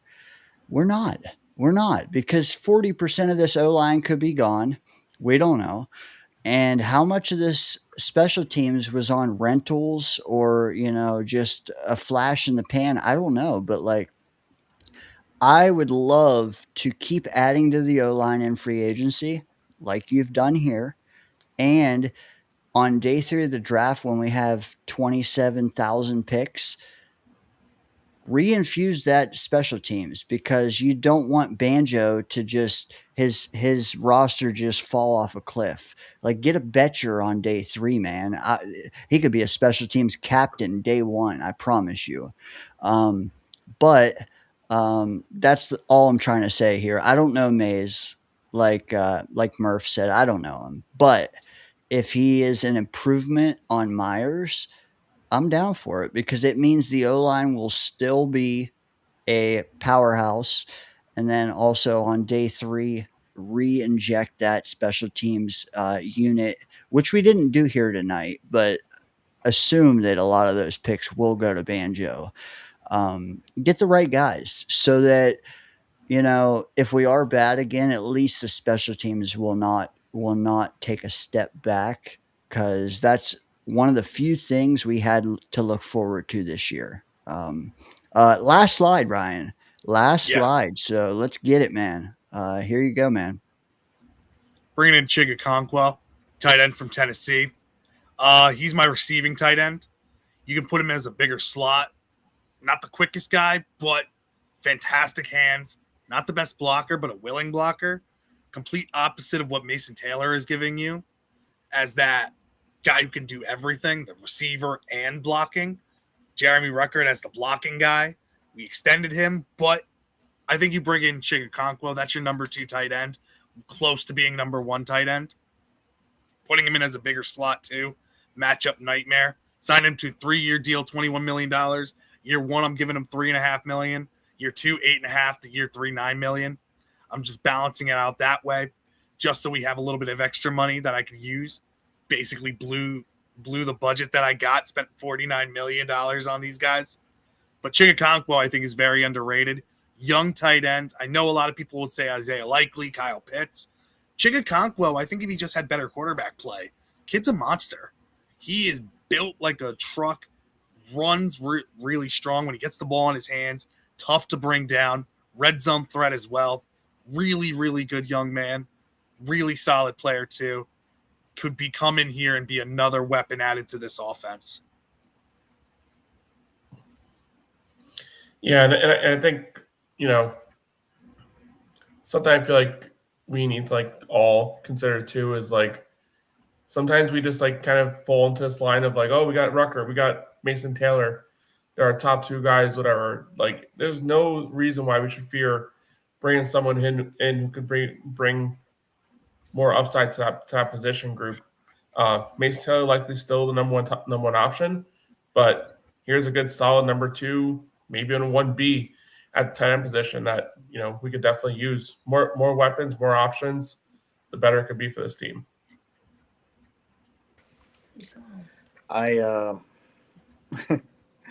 Okonkwo was somebody I was actually high on early in his career, but he's kind of disappointing, in my opinion. I do think that we need another tight end.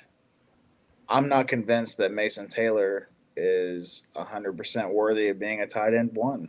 I know that's going to ruffle a lot of feathers. A lot of people aren't digging that, but he showed some promise, but I need to see more, right? And also, even if he is tight end 1 worthy, why not have another? We've seen teams, very successful teams, have 2 tight ends that are, both studs. So in my mind, I would go a little higher tier for it. I know Dane mentioned his guy Likely earlier. I like the idea of Pitts. I don't know if he'll be available. I don't know if who knows who's going to get re-signed, whatever. But Okonkwo feels like I'm reaching into the bargain bin, and it might just be a disappointment, But it might not. So I think we should have went with a little higher tier there. But I do like the idea behind what you're doing there, Ryan. And with that, we see the entire offensive depth chart. Now, I wasn't sure if Lil Jordan will pencil in across from Garrett or not, but what I want to ask you guys, and Anthony first, do you think this team will have a better chance at competing next year than the one we just had? Also, I don't know if Justin Fields is even on here, but he is right now. I don't think it matters for the question. So, Anthony, what do you think? And also, what do you think of the subtractions? I mean, I mentioned AVT earlier, and I understand the injury stuff. It's hard to ignore, but it's also hard to ignore what he is when he is on the field. Just never is. This team's going to go as far as the quarterback can take them and the head coach can take them, and I think that the biggest issue we have going into 2027, even with all these moves we made and these signings and so on and so forth, and even with if it's Derek Carr, Marcus Mariota, it doesn't really matter who it's going to be. The Jets are going to go into probably every single one of these games with a distinct disadvantage at quarterback, and a head coach. And that's probably one of the more alarming things about the situation, nature where the Jets are at. Like, I like the moves that Ryan made. I like the moves that I made. I think that it rounds out the team. The fact of the matter is, until you figure out who the hell the quarterback is going to be, and until that person proves themselves, we're going to be saying the same thing we've been saying almost every year for God knows how long. Is great team around the player potentially, but Quark's going to have us, dragging through mud is basically what it's going to be. That's the biggest concern, I think, when you really look at what this roster is.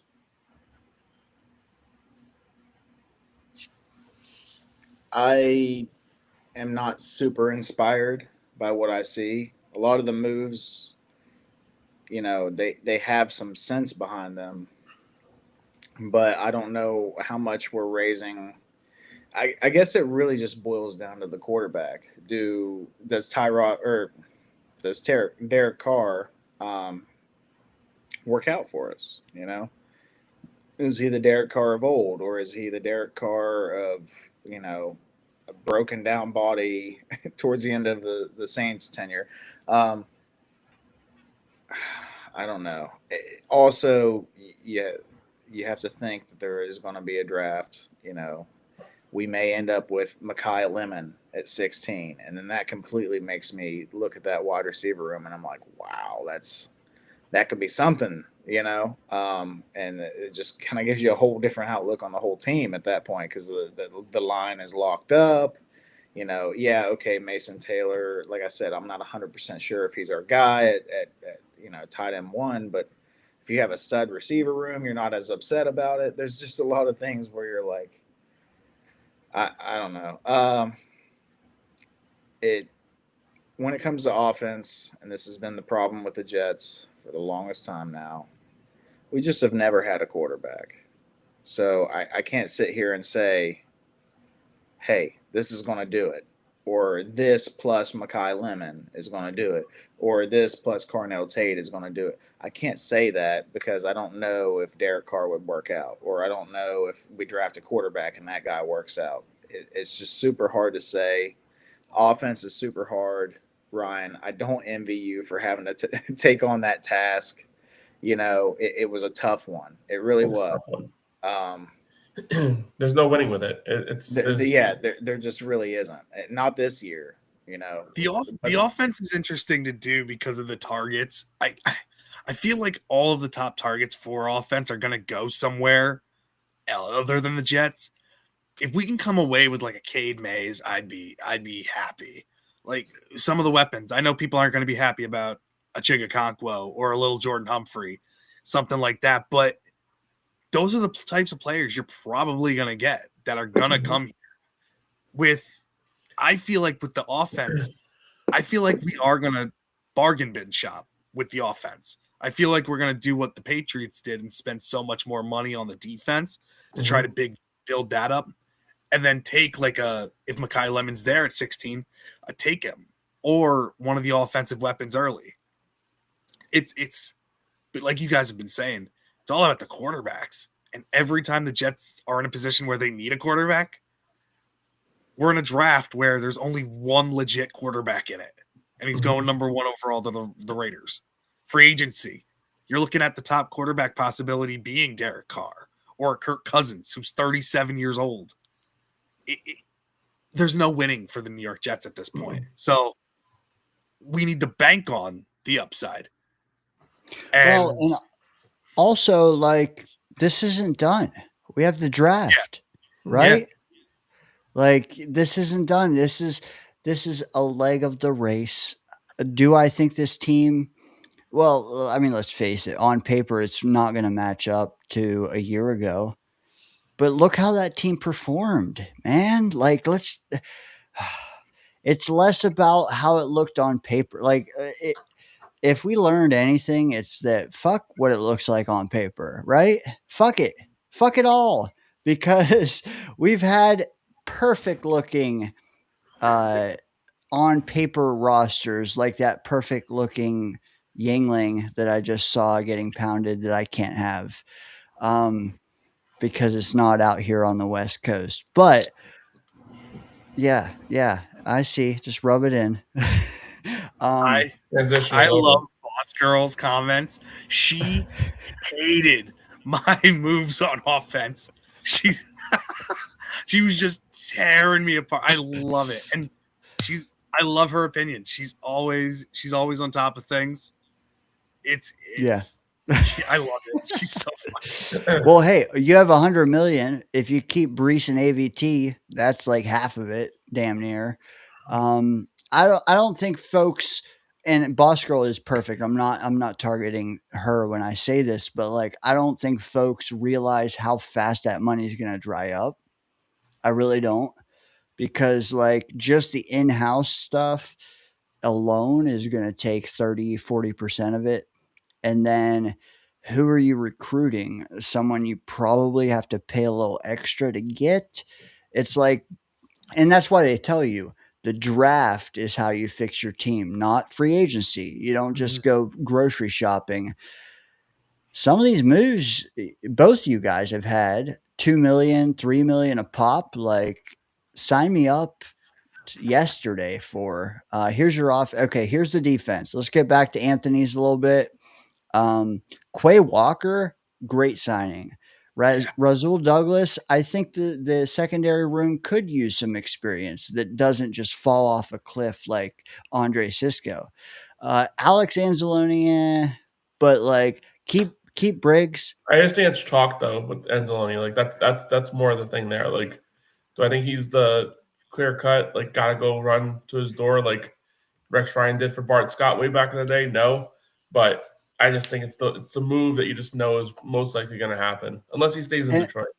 and I'm defending you guys. So like think of it this way, chat. Like subtractions could be additions. Clemens is gone. Like, And Tony and we, Adams. yeah, and Tony Adams and Quincy is like that much from being a malcontent, if you ask me. Jermaine, we'll let that slide, but like, They're the gonna rest again. of They're gonna them, have to make a decision. I think. yes, yes, That's yes. the tough part about it.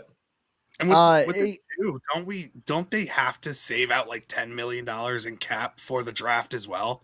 So yes, all that correct. so that money too, 10 of it's already going towards the draft or even more. So think So of it this way, Ryan. So like when you're playing with like with all these contracts, like it's top 51 cutoff. So you have $1 million.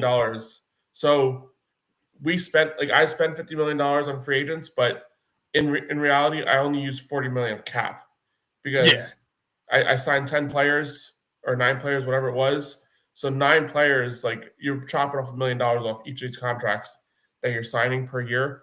So right there, that's your $10 million that you're talking about for the draft. Okay. Not to mention, there's always the possibility of like restructures and things like that. Yeah. And maybe in Anthony's world, he's just going light on offense. You know, who knows? We kind of just gave you guys the 50 mil and told you to see what you could do with it. You know, there's a lot of Let different me that could play out. let me ask you that. If you had to divide 100, how would you have split it 50-50, knowing this team the way you know it now? No. No, What would you have what would you how would you portion it? I feel like I would have given more money towards the defense yeah, agreed. because that was one of our biggest weaknesses. I would have definitely doled out maybe 70 million towards the defense to try to get some of the bigger names in here.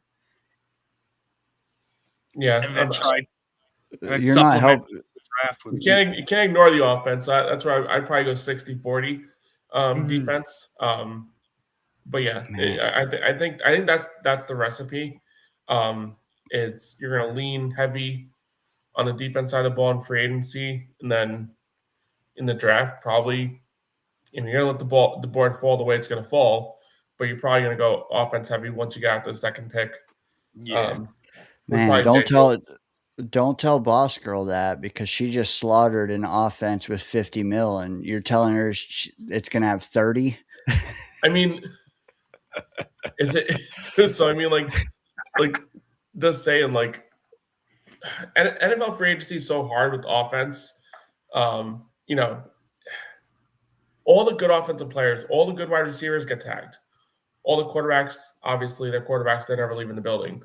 All that kind of works its way out of the building are running backs, even some offensive linemen, like the top 2 offensive linemen, they're not leaving the building either. You're really just left with scraps when you get to free agency on the offense side of the ball. Defense is usually like where you're more likely to let a guy go out, unless he's like an edge defender, like a pass rusher type of thing. Outside of that, like more likely than not, defensive players just hit the open market. Offense is just so difficult. Guys, I have one caller on the line. So I'm going to give you guys the option. You can either bow out gracefully now, or you can stick around for the one caller who has been dying to talk for 2 hours, and then we can all bow, or most of us bow out together. I'm going to give it a, what do you guys think? I'll stick for a call. I can stick for a call too. I've had a blast. This was awesome. This is fun. Apologies, folks in the chat, if this form, like if the view is, it's a lot of things to juggle. I am sorry, but I'm doing my best here. Also, keep getting chats from the Jets Ward. Appreciate that, man. JC says he thinks the draft is better for defense. First 2 picks will probably be defense. So I don't know how that sways you guys with the premium signings, at least. But let's get into it. We have a caller. I've made him wait. He's gracefully waited. He looks extremely sexy there in the green room, but I'm going to have to undo that and bring him out full screen because of how anxious he's been. Let's hear what the great Charles Gorman has to say about our draft, or our free agent class, I should say. Can anyone see me? Yeah, what's up? First off, I like to say I think a lot of you guys put your heart and soul into it, so I appreciate that. But here's the thing, and I think someone pointed this out. It doesn't really just come down to the players. It comes down to the coaching staff, especially the offensive and defensive coaches, because what saved our season was our special teams, even though we stunk up the joint. What was really fun to watch for the most part last year, aside from Breesar going over 1,000 yards rushing for the first time in his career, was the special teams. I mean, the special teams were basically the best part of the team last year. And the fact of the matter is that, even though Aaron Glenn changed the coaching staff, what makes you think it's going to be an improvement over his old coaches? You know what I'm saying? I would love Tyler Algier. I think he's a great running back. I know he's second on the team behind the amazing Bijan Robinson, who's an absolute stud. I know one of you guys is interested in Okonkwo. Did I say his name correctly? Of the Titans. He's very talented. I know one of you guys, I think it was near Jets Wardy, was interested in Cade Mays. I got to watch film on him, but you said he was pretty solid on the 2025 season, so I'll probably take your word on that. As for Derek Carr, I talked a little bit about this on Jay Gasman's show earlier yesterday. Technically, it's yesterday. It's like 12:18 where I'm at. I've always liked Derek Carr, especially as a person. He's a good person. But obviously, he hasn't had a whole lot of success in terms of winning in the NFL. But that's not all on him. Obviously, the Raiders were to me, they're still not a very good organization as far as I'm concerned. The Saints, they didn't have a good team around him. They didn't have a good roster built around him. Plus, he was injured a lot as well. I wouldn't mind Derek Carr, but as I said, I would like Tyrod to be the starter. I wanted him to be the starter during the 2025 season, but the Jets had other plans with Justin Fields. As for the defense, obviously I would like some of these defensive players, but as for Quay Walker, I remember in a Sunday night game against the Lions, he acted like a fool. He started getting into a fight with one of the offensive players, which cost the team a big penalty. I know he's very talented linebacker, but he can also be very immature. I don't need that on this team. I would prefer Alex Anzalone. I know a lot of people aren't crazy about him because of his age, but the man can still play. The man can still play as far as I'm concerned. As for Rasul Douglas, he's a solid corner. Obviously, he may not be as fast as some of the other corners in the NFL, but if he can play the position and provide leadership to, let's say, Brandon Stevens or even to Azareye'h Thomas. I think that's how you pronounce his name, Azareye'h Thomas. That would be helpful. You bring veterans in not just to play for your team, but to bring in leadership. That's why I like the sign. That's why when the Jets brought back Morgan Moses, he wasn't just there to provide production. He was there to provide leadership, and I think that really helped in the development of Olu Fashionula in 2024, even though it was completely, it was freaking disastrous. I really like the fact that that he provided some really good expertise for them. I think Olu really benefited from that. I'm playing mad right now. I apologize. Oh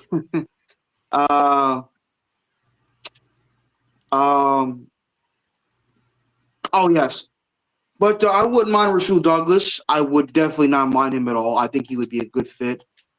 I haven't heard that he was a cancerous individual, which is a plus. I haven't heard that he was like a toxic individual, which is always pleasant to hear. But I obviously, we got some speedy wide receivers in the NFL. Obviously, when we play against certain teams this upcoming season, I also would like Romeo Doubs. I think he's a solid receiver. I think he's a very solid receiver. Obviously, he needs to be more. He needs to stay healthy. That's all I really got to say about your free agent acquisitions. I thought they were. I said I think you guys put a lot of heart into it, and I said But as for Breece Hall, I've always liked him. I'm glad that his third cousin Roger Craig's in the Pro Football Hall of Fame. That to me is a huge plus. But also, I think he's not. I don't think he's going to stay. I know we Jet fans, most of us want him to stay, but I don't think it's going to happen. And honestly, if we don't, I think he's going to go somewhere else and have a lot of success somewhere else, like maybe like, dare I say, the Kansas City Chiefs. They could really use a dynamic like playmaker in Breece Hall because I do think he is that type of individual. I mean, to me, they haven't had a dynamic running back, and some of you guys may or may not remember him. But I was a huge fan of his back in the day, and that was Jamal Charles. I don't think they've had that type of running back in a very long time. I mean, Kareem Hunt's good, but he doesn't have that flashiness. He doesn't have that type of speed where he could beat you in the run game and in the receiving game. I'll never forget in the game against the Raiders in 2013 where he scored 5 touchdowns, 4 of them in the passing game. He was that unbelievable. And, he brought a lot of – he was a really talented – I said he was a very good running back when he was healthy. Jamal Charles, he was one of my favorite players in the league for a number of years, along with Chris Johnson and so forth. But honestly, I could definitely see him going to the Chiefs. Some people saying that he could go to the Broncos. I think didn't they sign J.K. Dobbins to a multi-year deal? No, he's going to be a free agent. Are you serious? Wow. He produces for one team, then he goes. Unfreaking believable. Poor J.K. Dobbins. I can also, I wouldn't mind the Jets try to sign J.K. Dobbins because he too is a very good running back when he's healthy. But that's the key word: when he is healthy. And Charles, I know you're preoccupied. You can't read the chat, but there's some questions I got a field for you, brother. Who's your team on Madden, and are you winning? I'm right now down 7-0. I'm playing the 2013 version of Madden NFL 25. Right now I'm playing as the Bucks, and I have Mark Sanchez as my starting quarterback. I traded for him. So far, he's playing well for me. And your Atari still works? I have an Xbox One, but if you want to go with the joke, yes, my Atari still works. My Atari still works, even though hold on. So I'm keeping these guys late. I wanna see if they have a rebuttal on anything you've stated in the last 10 minutes because you cooked, man. What did I say wrong? Like what rebuttal? Like even guys no. You're good. I just want to see if they have any rebuttals against what your rebuttals were. What do you guys think about the Breece Hall chatter, Anzalone? I mean, Charles said a lot there. Can you unpack any of it? With Breece Hall, it's going to be tough to keep him here. I think the way you're gonna have to is franchise tagging him. But the more that's coming out recently this week too is they're not likely to. So it's gonna be hard with Breece Hall. Either he's gonna be here on a multi-year deal or a franchise tag, or he's gonna be a Chief. But also, I'm not trying to do like a rocker head thing. I'm just like, yeah, I'm nodding with you. I'm not doing like the rocker thing where I'm going. I want to let you know that, okay? I don't want people to think I'm being a whack job. Like, what the hell is this guy doing? Why the hell is he doing this for? Like, no, I'm just letting you guys know that I think it's going to be tough to keep Breece Hall. That's what I like to do. I think he's very talented. I think he has a special place in this league. But as I said, I don't think we're going to keep him. I think he's going to go somewhere else. And dare I say, I think the number one spot he's going to go is join Andy Reid, who I think is an all-time great head coach, especially when it comes to the offensive side of the football. And he's going to utilize him the similar way he utilized Jamal Charles, especially in 2013. And as I said, and I remember the last time a Kansas City Chiefs running back that was like a monstrous touchdown machine, you guys may or may not remember his name, was Priest Holmes. He had like an amazing 2 or 3 year stretch where he was an absolute touchdown machine. My worry is that Breece, if he doesn't go to the Chiefs, some places that he could go, he could end up in Dallas because they're. I could see him in Dallas. I could see him in Dallas. I could see him in New Orleans because. Well, they got Alvin Kamara. Is he gone after this year? No, but he's getting older, man. He's getting older. And Breece could come in there and be a great starting running back there for Tyler Shuck. Shuck, I'm not gonna lie, he looked good. And then think about this: you have Tyler Shuck as your quarterback, Breece Hall as your running back, Shuck or Shuck? One, and then Makai Lemon. Last thing pronounced sounds like Shuck to me, but it's Shuck. Yeah, Shuck, yeah, Tyler Shuck. And then think about them drafting Makai Lemon too in the first round. Oh my God! No, yeah. I think the Saints have finally had their best quarterback. Well, I'm not going to say he's an elite quarterback yet, but it seems they finally have gotten their quarterback since Drew Brees, who's in the Pro Football Hall of Fame. Hallelujah. I agree with Hazel, too. She's saying that Denver would love to have Brees. I don't know how I feel about R.J. Harvey, though. Or is it R.J. Harvey? Mm-hmm. R.J. Harvey, wasn't he a rookie last year? Yeah. Yeah. I don't think the Jets are going to trade for R.J. Harvey. I think Denver's going to keep his ass. Because he's got some – that son of a bitch got speed, too. Mm-hmm. He got I some think speed. Breece Hall is going to have 25 suitors. Probably. Yeah, because he's a talented player. He ran for over 1,000 yards for the first time in his career. Now, Javonte Williams, I think he signed a multi-year deal with the Cowboys. One of them – watch one of the suitors be New England. Oh, my – well, for who? Breece Hall. Because they can cut Ramondre Stevenson and save a ton of money. Travion Henderson? They have Travion Henderson. They didn't use him too much last year. They can cut Ramondre Stevenson, save a lot of money, bring Breece in. I'm not going to lie. I think Stevenson's a decent, solid back. I'm not saying he's a great running back, but I do think he's a good enough back where you can have a 1,000-yard rusher. He's very talented, Ramondre Stevenson. Didn't he play for Oklahoma at one point in college? I think so. But... Charles, I'm going to put you on ice for 2 minutes and bring you back, okay? Why, is my audio fucking up? No, you're good. I just want to get these guys. It's past midnight, man, so I'm going to get these guys out of here. So give me 1 sec, okay? No problem, man. Take your time. All right. Take your time. Oh, damn. I wish I left them on now. Damn it. All right. Gentlemen, man, I am so sorry. I did not think it would take us this long to get through that. I hope that you are not like working at 6 a.m. Okay. All right. No, we're good. I know Ryan's a history teacher. Yeah. So we get to go on our midwinter's break. Today was the last day, so we're off all week next week. Oh, wow. Listen to this guy. Listen to this guy. Right? Murph is, he's filling a urinal somewhere, I'm sure. But look at this guy. Yeah. That's why I have him here, right? With the graphics. Murph, what can you say to these gentlemen? I mean, we can look at their depth charts again as the offseason progresses, but is there anything you want to add before we have them plug and head on out?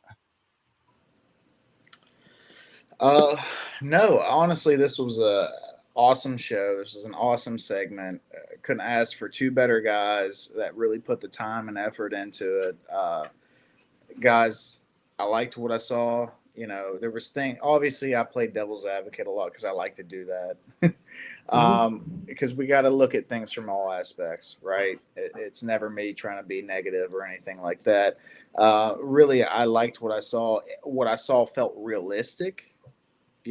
Also that's a big thing because we could all just say like, hey, we're trading for Joe Burrow and Micah Parsons, and I mean, we could all just throw names out there and go crazy, but you guys kept it realistic. You kept it to where you thought that the team would be better this upcoming season than last season, and overall it was a good exercise. You got some names out there. There was names that I saw that I was like, oh, okay, I didn't even think of that guy, or I didn't even realize that dude was a free agent. So it was informative too, right? Because you guys did your research. You came in, you said, hey, this dude played for this team, that team. He was a backup, but he came in and started, and he played really well, better than the original, whatever, things like that. I came away with more information, as I usually do when I watch either the Jets Ward or the Jets Life podcast. And hey, this segment went on for, what are we looking at, Dane? 3 hours now, which was longer. I knew it was going to be long. It was longer than I thought. And I have absolutely no regrets regarding it because it was awesome to chop it up with you guys. It was awesome to get the chat involved in this stuff and just see a realistic outlook of what maybe this season is going to look like from a free agency standpoint. So